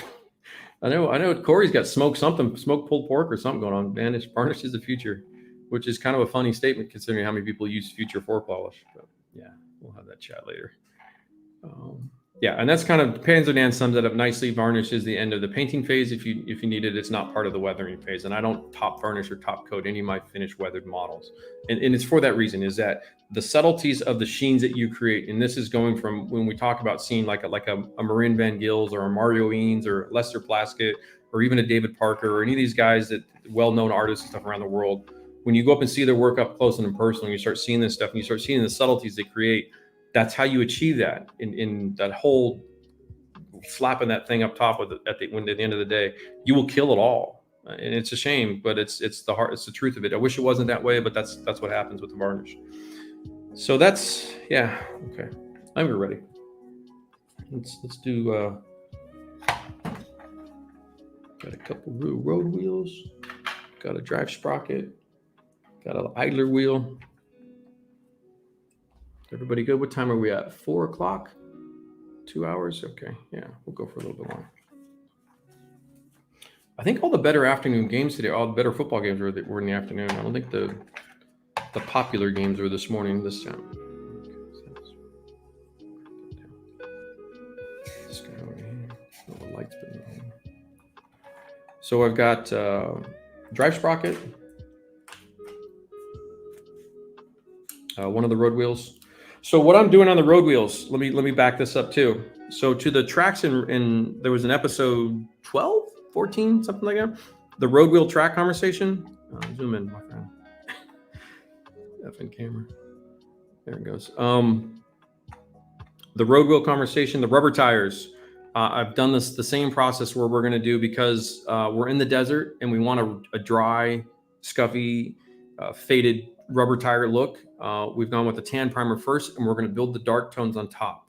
And I showed this on that episode with all the tracks and the road wheels and stuff. So that's why you're seeing the actual first priming I did, I should have mentioned that earlier, was a tan primer on the road wheels, and then the pink primer. So they actually look like this. And then I painted, oops, I meant to show this here. So this is what we're looking at here. So you can see I've come in the same process we put up over here. I've done up over here on this guy. So the dry sprocket's ready for, I will have to do some hand painting, some chipping, some kind of extra love to this guy, which is totally cool. But I have all my roadmap in place now. Like, I know where I need to do stuff. So we'll come back and we'll do that in the next stream in terms of the next level stuff, chipping it, and take it to the next level. And then on the road wheel here, and then we'll add the rubber tire effects on top of this. And the reason I get this out of the way done first, and the beautiful thing about Tamiya, especially this kit here, they're all poly caps. All these road wheels and stuff all come out. There's a little poly cap in there, and they all go on the shafts. You can take all the road wheels on and off at your leisure. It's my favorite. So yay Tamiya. So, but anyway, that's what the standard road wheels look like. That's what the dry sprocket's looking like here. And we've got some other ones here. And I painted a couple in a NATO black with a little bit of a fade. There's no hairspray on this. This is just the same conversation of the wear and tear of the Mission Models paint. So you can see I'm wearing through the faded OD, or the faded black color, into the base black color, and then down to the red primer. So you can see I've just got almost instantly a really nice little layered chip there. Hyper small, perfectly in scale. Look at that. That's money. Money, boys. Come over here. Stop chipping. By the way, when you get those, stop chipping. So I'm just kind of going around in kind of a circular pattern here. Just catching kind of these ribs and some of these bolts down in here. Just let the water kind of do its thing. Clean that brush off, re-wet it, wipe it back down, clean it back off. Okay, I think everything's working good. Okay, I can get down here. So I'm getting a nice rub through of the lighter faded black on top, and there's a little bit of red primer on the edge. And if you cut through to the plastic, in this particular case, cutting through the plastic's not a big deal because it's a dark olive drab, which is kind of nice. So it almost gives you kind of a steel color on the lower level.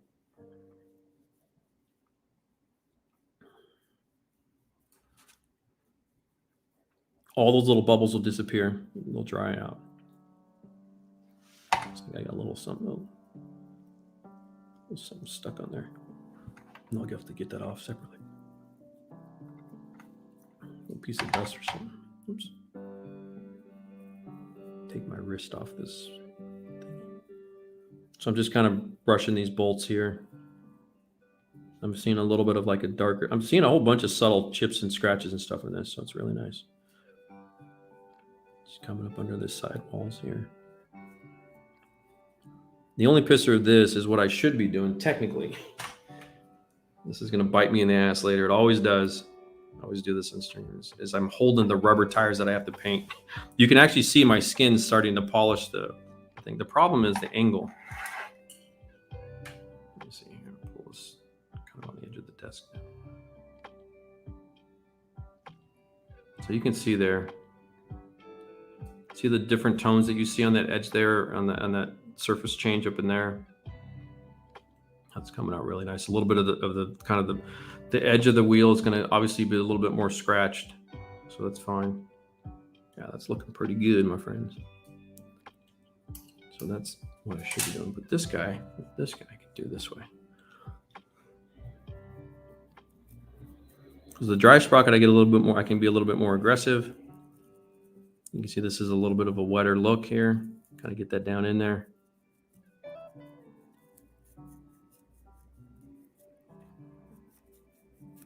Because this one, if the dry sprocket gets a big, fat, nasty chip, there's no hairspray on this, so it won't do that. I'm not really worried. It's actually, like right now, I'm in the zone. To be truthful, I'm in the zone of the chipping with just the water, simple brush, a little bit of water. Again, it's all the Mission Models paint, so this is all part of the process. They're part of their ability to do it this way. Excuse me, I'm dying over here. I'm parched. I need a beer. The water's not doing it. Okay, so now I'm getting kind of the dark green of the actual base plastic peeking through, and because of its location on the teeth, totally cool with that. And when you can see, I'm actually splitting the guide teeth with this. The actual wear, and I'll have to come in and put the metal is in this particular tank, just to show you. So this style of tank, up in there. So this is the contact patch. Oops. So you're gonna get a little bit of wear and tear on the edge. This is quite similar to like a Sherman or something like that too, where the thing doesn't, German tanks, they tend to overlap or have a different type of gripping system. But this conversation here, pretty straightforward. So the actual bare metal of this will be underneath the tracks, which you'll see when you look at it from this angle. So like when it's on the tank, when you look up inside the hull, in there, you'll see the bright work up in there. And I've left the red primer on the inside because that's oftentimes they paint fast, and even from the factory, they won't get super hung up on that. In fact, all the back of the wheels, I'm just leaving a red primer. Kind of going what if hard on this guy. Also, I just don't need to spend my time wasting on the back of road wheels. So you can see how the bolts are starting to pop off. And then what I'll do is I'll do a little bit of dry brushing with the dark steel tone, and I'll be able to layer up over this red primer on a couple of these bolts here to get kind of a steel down to steel. So this is the preliminary colorway for the chips, and then I'll come back in and I'll tighten that up with the hand brushing.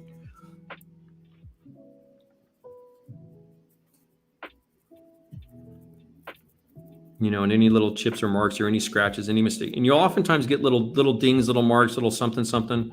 Like right here, there's a little scratch right here. That's okay. All that's easy to touch up later on too. That happens all the time. It's no big deal. All that stuff's just simple touch-up work. There's always touch-up phases throughout the process. It's never like 100% perfect, if that means anything. And I'll get to chat here in a sec.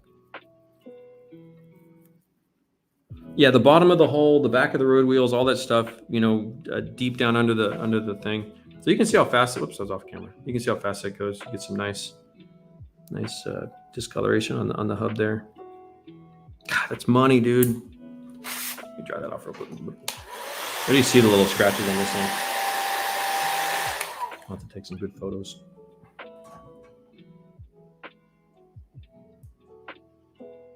There's just some really, there you go. There's some really fine little delicate scratches in there. And I can come back in with a really nice sharp brush, kind of do a little bit of steel edge to this, or do a little dry brushing around. They can pop some of that steel, like a dark brown steel through that. But that's how you create kind of, you can see up these little scuffs and scratches along the guide. You see, they're super subtle. This is worth its weight in gold. This is why this whole process of hairspray chipping, and even the mission models, erasability chip and all this stuff, it does pay off in the end. So here's the actual idler. Tiny little idler wheel. So you can see I go a little bit gentler on that because it's that hub is exposed there. Just like a liquid sandpaper. See, I just kind of keep that spinning around. You can see how I've just got kind of multiple layers of worn tones, right? That's probably even enough, to be honest with you. I should stop. Just quit now.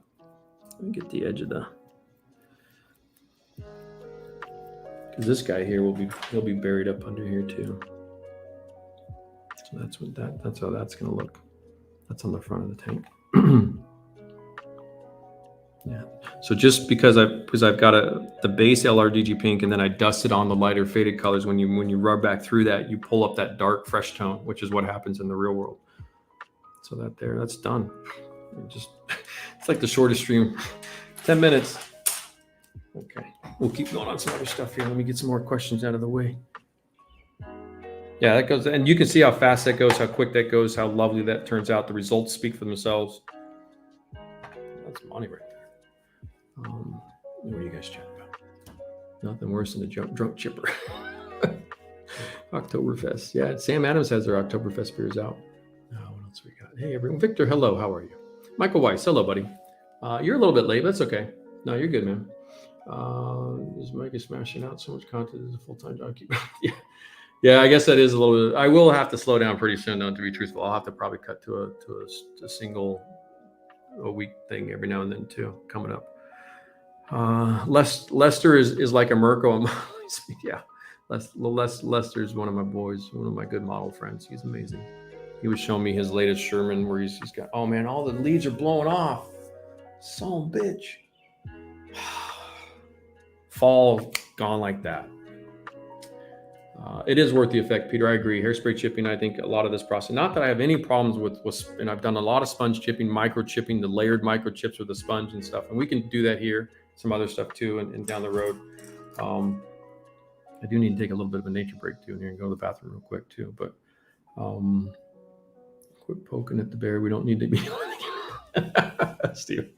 Yeah. And when I do say I yell at you guys, I'm not like really, I'm just trying to emphasize the point. It's kind of like, like a coach, like, hey man, this is, if you want to do what you're really trying to do and succeed at that, the point is just focus on that and then work on that part of it. And I think you guys will see really good success. I'm already seeing like focus creative studio, like Jay and chat, like look at his OPR work. Like it's not even me. I'm not even doing anything. Like you guys are doing Zal, your stuff, your latest stuff is really good. So even Officer Mike in chat is first time weathering, first time airbrushing. He's seeing success with it. So there's some good stuff here. We know the process works. So I'm gonna go to the bathroom here real quick. Just George getting upset. I'll be right back, guys. Don't go anywhere. Don't go anywhere.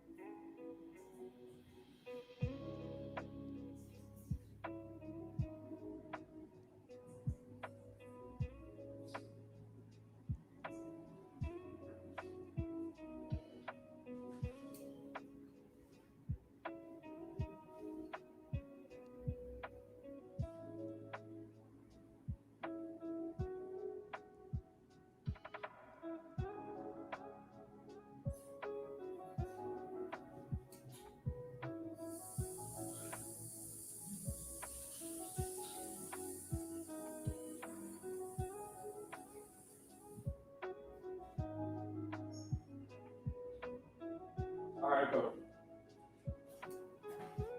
I'm getting old. I've been sitting in this chair too many days this week. I can tell. I agree. You can only keep up with 2 years. Yeah, I know it's a lot, which is fine. I'm actually putting a lot of material up on the YouTube just to get a lot of stuff up there for you guys, because I know coming up, maybe in a month or two, couple months over the holidays and stuff, there'll be some days where just I think Halloween's coming up too, and there's some other, I'll have to do some socializing. I will have to go back out on the real world eventually, but there's a lot of information out there, which is fine, and I want to make sure that there's enough information for a variety of topics. Actually, let's get back to, I meant to see, I reminded myself. I'm supposed to remind me, boys. Let me get the turret over here. So the turret's had some time to sit up a little bit. We can start working on this guy. Eyeballs back on. We'll do another. Where are we at? Yeah, we'll do a little bit longer. We'll go a little bit longer.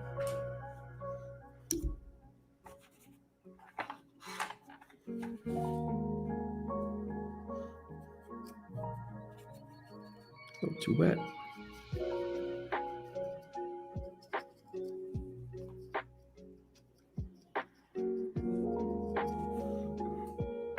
So you can see the discoloration. Probably can't quite see how tight those chips are right there on that. I do need to find a lens for that guy. See, I'm being really gentle right now because I just want to make sure that these first crucial chips, I just want to see how it's going. There's one layer of hairspray on the turret roof, but there's 3 or 4. I built up probably a bit too much of that faded color, but that's okay. See how I work into this real slow?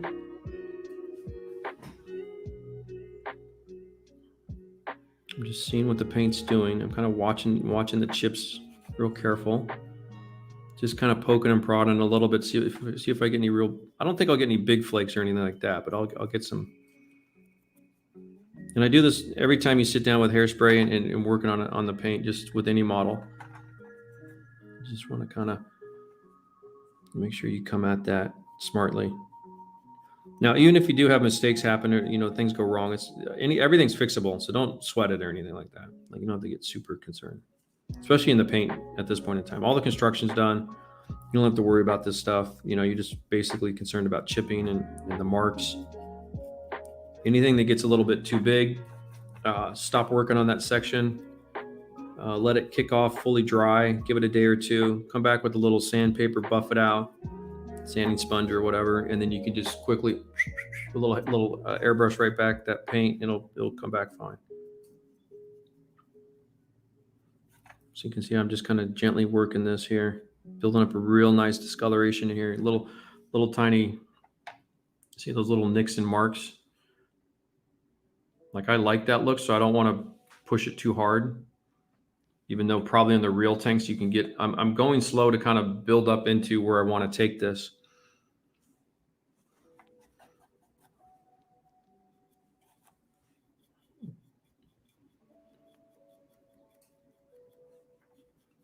These little lips here and stuff. And then this is a model, again, remember, this is just a simple little out of the box build. There's no extra welds. There's no extra bullshit on this.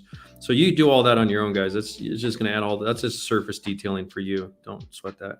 For stream work like this, I'm not going to get super hung up on detailing these models out too much. At least at this early stage of the stream life. So I'm just kind of working my way up and around. Now that I know kind of how the paint's working up over here, I can go a little bit more smarter up over here.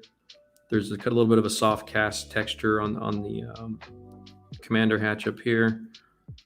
You can see it's just how it's picking up a little bit of that wear and tear. And then you got that raised detail. That's why the Tamiya kit's nice. There's a lot of little nice subtle details. This was the dawn, the age of when, before all the other manufacturers came around, where this was probably one of the better models that was produced in the day. This is a really nice model, the Cromwell. Cromwell / Centaur are two excellent. If you guys are new to armor, you're looking for a good model that you just want to, it's not expensive. It's probably get one of these for $30, so on and so forth. So, and there's a leather pad here. We'll paint some leather in a future stream. We'll do all that. Probably in the next stream or two, we'll get to a lot of this. I'll do some of this. So if I wear off the leather, if that chips off the leather, that's no big deal. We're going to hand paint over that anyway. But what this does is you get all the hatch chipping around it. Again, right there, right up here. How small that is, how subtle that is very much in scale.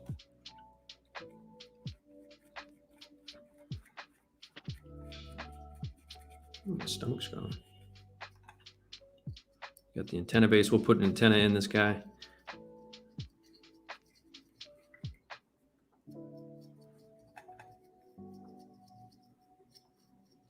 So you can see how delicate you can be. I'm just letting the bristles just kind of run along that edge. And what it's doing is kind of a reverse dry brush, where it's pulling up kind of the dry brushed edge of that dark tone underneath. And this kind of gives you a really nice wear and tear effect, like along the edge of this hatch here.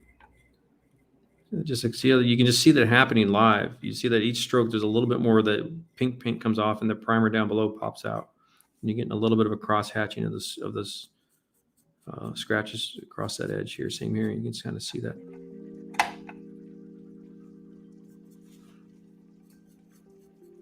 Same thing here. We'll get this going here this way.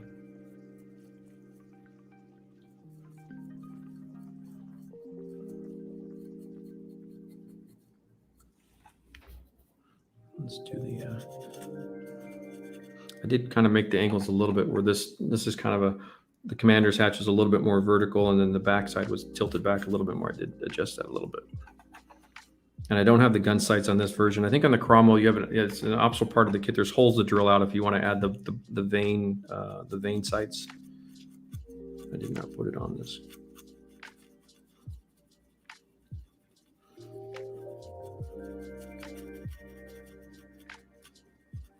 I don't think any hairspray got up underneath the backside of this turret, so I'm scrubbing a little bit harder.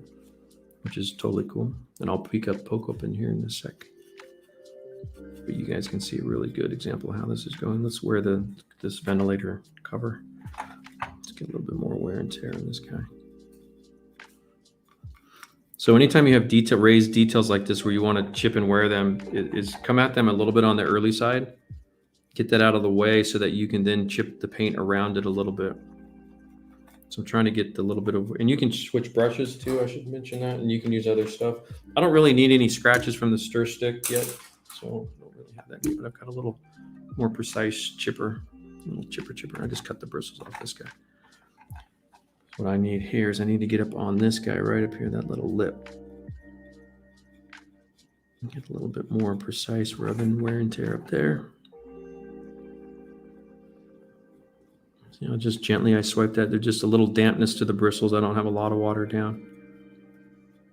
So if you're having trouble with this stuff, it's probably going to be the amount of water that you put down. Just using this, kind of get a little bit more verticals. Kind of, there you go.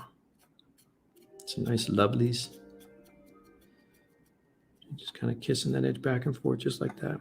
I can take this guy and just get right in that little cracker. Get right up in there. Get up in there.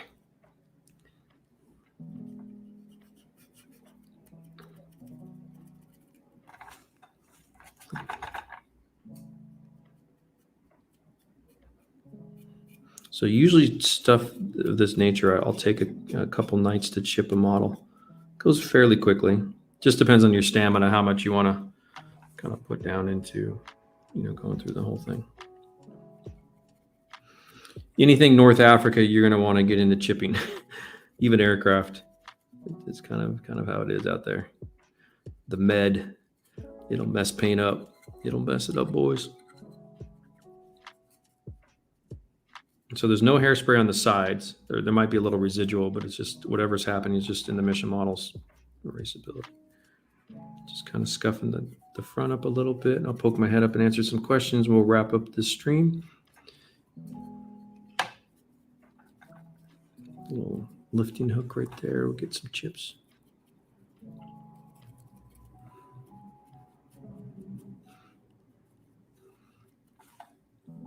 And so I'll even I know there's going to be some markings that go in. This is usually the common side area for the markings. We're going to put something up on top of here. Let me get up on this guy over here. So there's a lot of paint up here, actually. I built up the paint probably a little too much, but I was showing you more airbrush than it was anything else.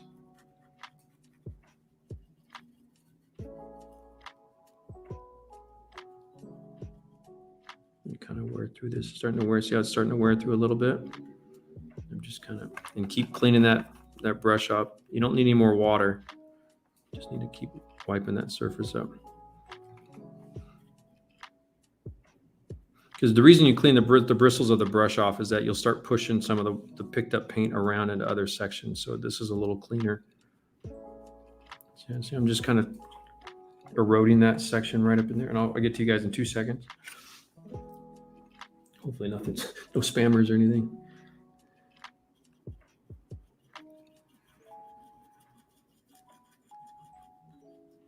See how the bristles get kind of the paint on them, so clean them up, wipe it on the thingies, come back.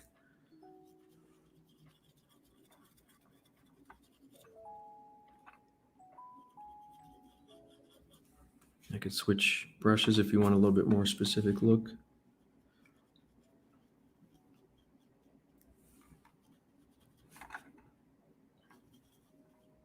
Yeah, I'm actually just wearing through the pink paint right now. I got a lot of paint on this guy. Probably went a little bit overboard on the hatches for the fading in terms of a quantity of paint. So I'm going to kind of use this to my advantage a little bit.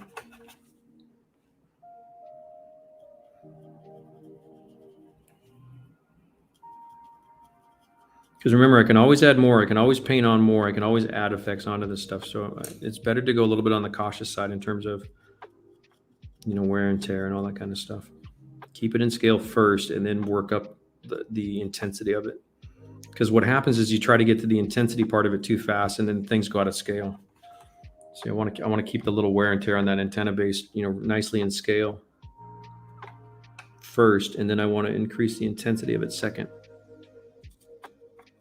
Same with all these little latch covers and pieces and all these guys in here too. All these little tie down parts and stuff.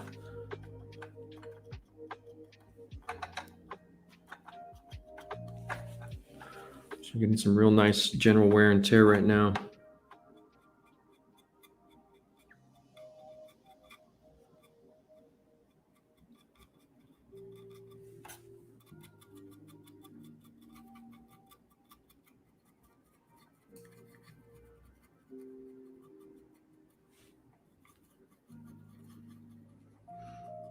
Kind of just a general scruffiness through that faded coloring down to the darker color.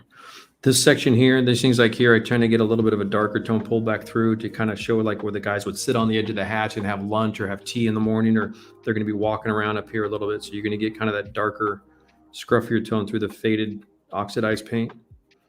So this is how you kind of recreate this look a little bit. So chipping is almost a little bit secondary at this point in time for me. What I'm looking for is a little bit. See that right in there? You're getting that subtle discoloration between the two tones. That's how you really build up the kind of the life of the vehicle right now. Showing you that that's where the crews sit. The cloth of the fabric of the trousers will burnish that paint and goes dark.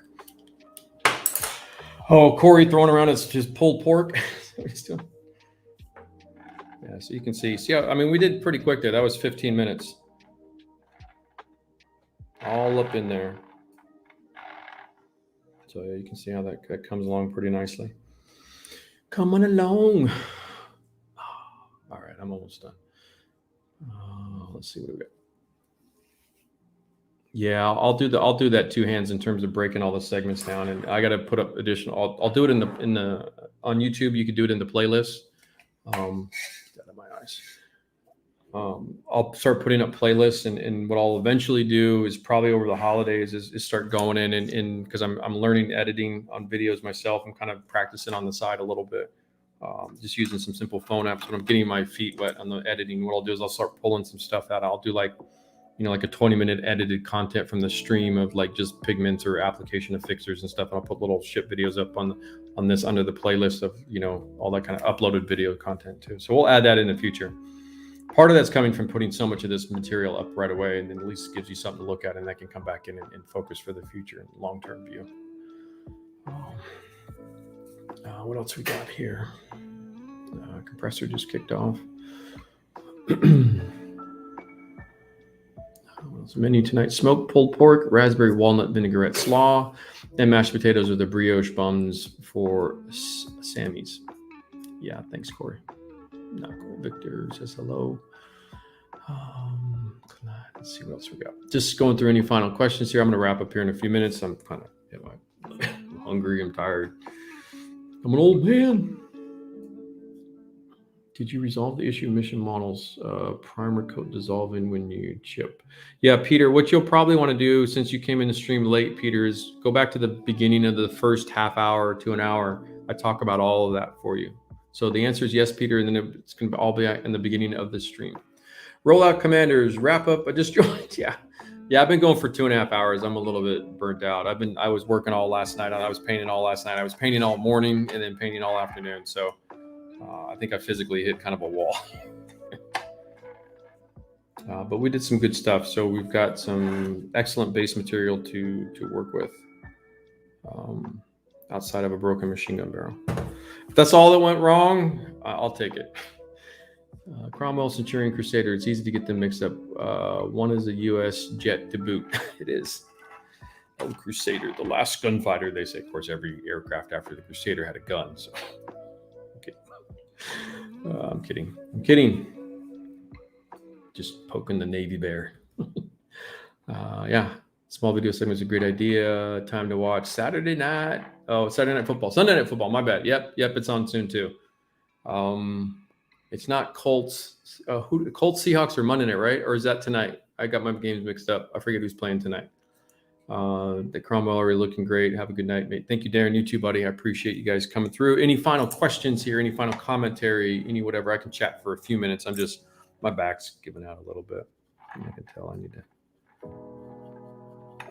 just soften this up a little bit here.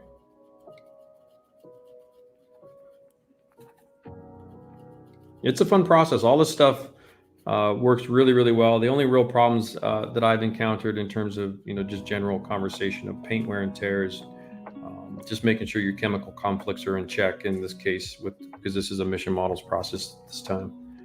Intentionally so, because I do want to clarify a lot of that stuff. I promise that information, so this is getting that out there for you guys too. But there's no alcohol involved. There's no lacquer thinner. No alcohol, officer. I swears, I wasn't drinking. All right, I might have had one drink. I had a beer with dinner. Yeah, he rolls his eyes. But yeah, so there's a lot of paint up in here.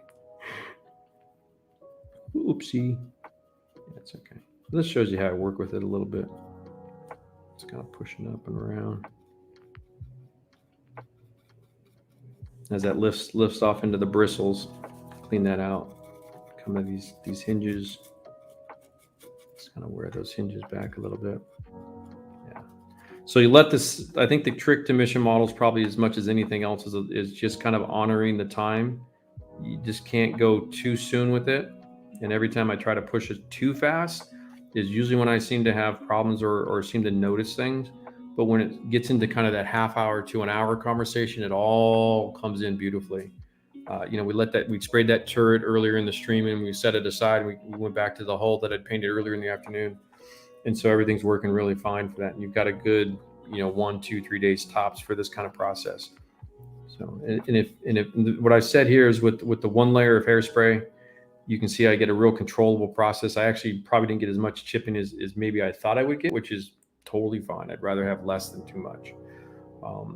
And maybe I did super dusted that, didn't even care. But I want kind of a really desert abrasive worn paint finish with this. Lots of good roadmap material for the weathering coming down the road. Yeah, that's coming out pretty solid. And we can adjust colors. If it's too much pink red primer, in my opinion, as I'm starting to see all this happen, that's fine. It's easy to adjust and shift to steels and browns and some other stuff in the oils. So, Arnell, you're welcome. Stay dry, you too, Peter. Did you see the new competition for USA guns? Yes, I did. Patty Cakes. It's the Band-Aid artifacts. I still haven't received mine. My FedEx package has been delayed another week or so. I think it has the 2 artifacts. I don't know if I'll be able to get to participate in that. You're welcome, Jeff. You have a great night too, man. And hopefully that answers some of those questions for you. Niners tonight. That's what it is. Is it Colts Niners? Is that what it is? Yeah, Niners Colts. Thank you, guys. Yeah, Pete Tui. It's like I know you mentioned on the erasability. It's an indeterminate amount of time, and there's so many variables involved. Like, for example, this hatch has 3 solid layers of paint on it now. So its erasability characteristics will be a little bit different than this corner. So there's variables within the model, that whole conversation. So it tends to, as you build up opacity, you build up thickness, things change. There's also time, how long it's been curing and kicking off, all that kind of stuff. So, but yeah, overall, I've got the light kind of off to the side here a little bit. Camera's pushing a little bit bright, but yeah, this is going to be a real nice project. I think we've got some in the future stream. We will do markings. We'll probably do some additional spray painting. We'll do probably throw these guys on here too, so it won't be totally all the same color.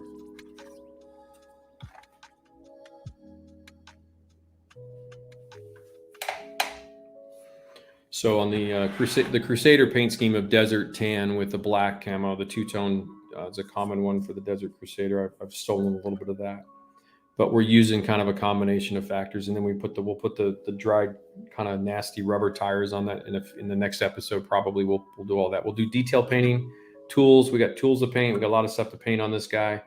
And of course, naturally, we'll do some. I don't know how much. I don't do a ton of pigments, but we'll do. This might be a project that I kind of do like the Grilla in Tank Art 4, where it's just almost no pigments. It's just all paint, chipping, OPR, boom, done. We might do that with this guy because it plays in the desert thing quite well. But you can see with the just simple airbrushing the panels, using the Post-it note to kind of break up some of the panels, and then the wear and tear. It's already coming out.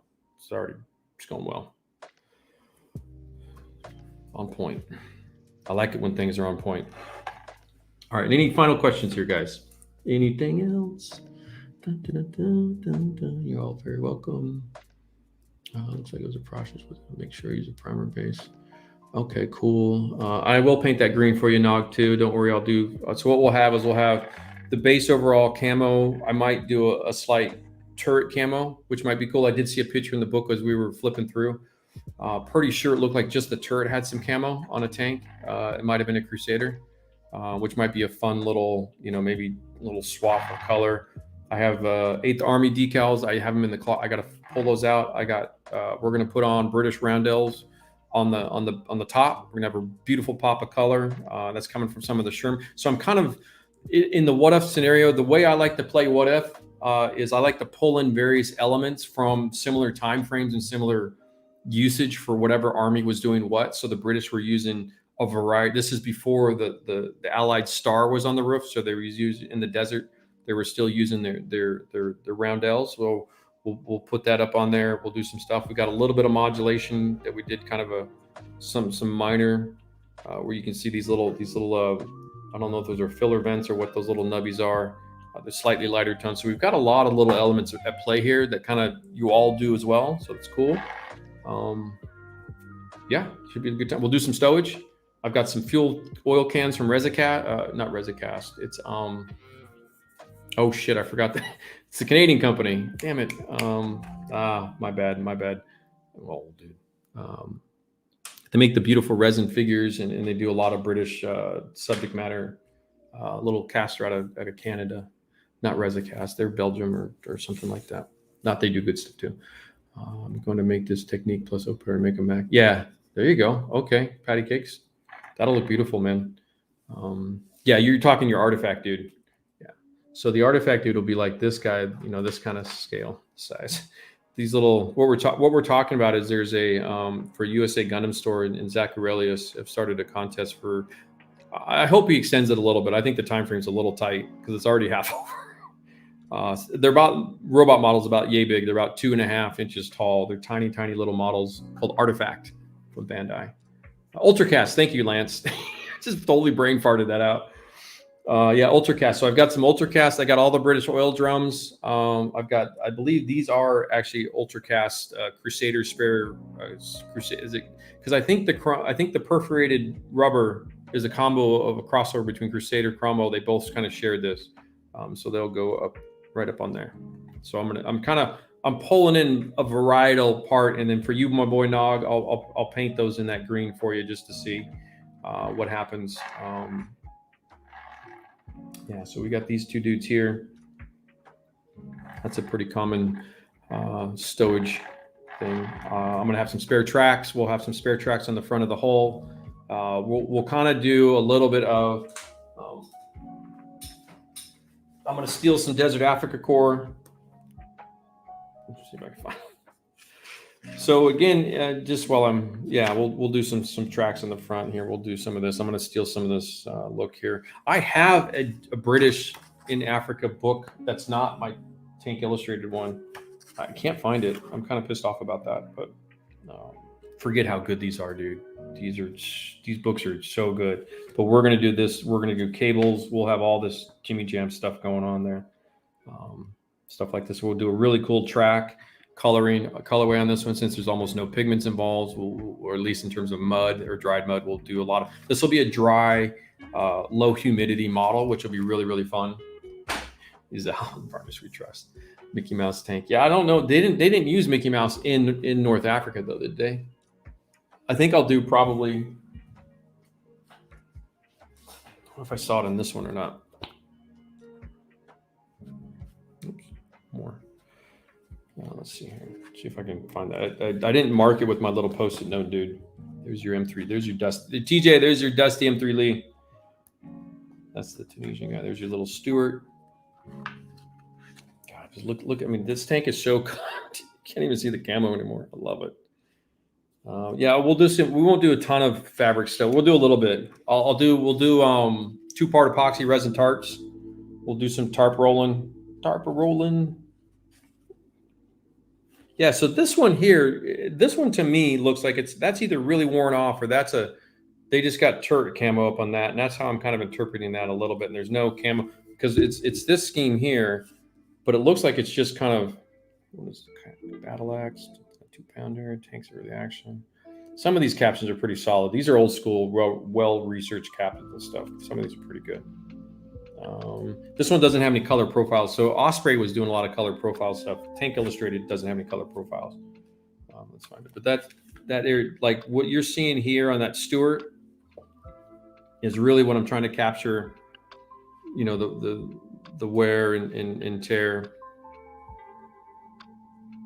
Focus, my friend. So that kind of worn, sanded off look here, you're seeing that right up in there. Stuff like that, where you're seeing it shows up on camera a little bit better, and that's the goal of what a lot of this is to capture a lot of that style of look. So yeah, look over here. Let's enjoy that for a minute, because it's not often I get to pull that stuff off. Are you not going to focus, you piece of shit camera? I love you, iPhone 13, but I think what happens is it gets hot and it suffers on the focus a little bit. But yeah, that right up in there. I'll take some good snaps of this guy too for you as well. Let's see as I wrap up here. Yeah, it was that one that was kind of, so we might just do like a little bit of turret camo. Just have, maybe not Mickey Mouse, but it's kind of the same concept.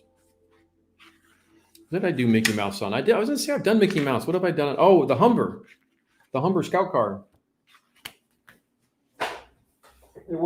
This goes back to not taking enough photos. This goes back to hard lessons learned the difficult way. You're going to learn this the hard way, Michael. So this particular model, where are you hiding? 36. Yeah, there we go. I was going to say, I thought I'd done this before. So this is the Accurate Armor Resin Humber Scout Car. I do believe we have a Bronco models. That's a plastic one. But anyway, there's a Mickey Mouse there. But this model did not take any good. It straddled a lot of cameras in terms of, but we'll do some of this stuff up in here. Stuff like that. All right, enough dicking around. You guys all good? Everybody good? Yeah, Mickey Mouse on the soft skins. What else? Can't wait for that book to come in. Should be here pretty soon. Maybe by the end of November, Michael, on that one.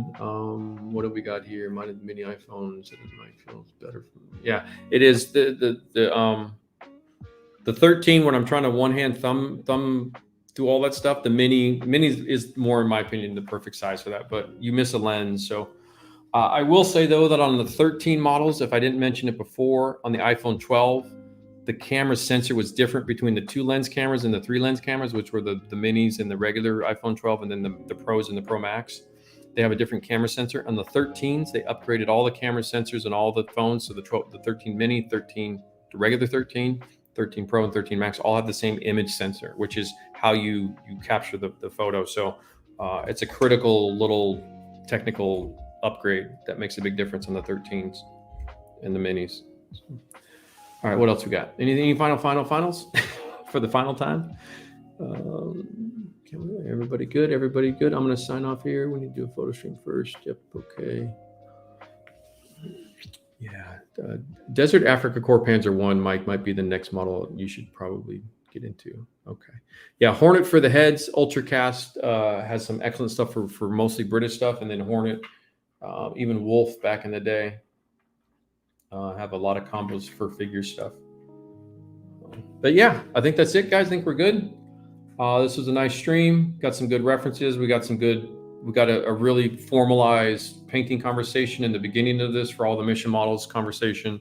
We got some good airbrushing going on. We got some good chipping, combination of hairspray and just the water erasability factors. I think the end results are excellent. So everything went really well for you guys to see. Or Panzer 3, Mike, it's fine. We'll see you soon, Steve. Thank you for everything. I appreciate it. Love you guys. Dinner's great. Have a great evening. You too, Corey. Enjoy your meal, man. But yeah, that's about it for me. Sign off a few minutes early. Not quite as far along as normal. And you probably see shorter, less than 3-hour streams. It's taken a little bit of a physical toll on me because I have to get other projects in between done too. So yeah, just trying to tighten my. I love that Darren said that you need to find a supplier to give it a crack. Okay. All right, guys. Everybody, thank you again. Everybody have a wonderful start of your new week. The last week of, you get a Halloween coming up, so enjoy that. Do your candy. We'll catch you on the next one, which is Wednesday. See you then, guys. Take care.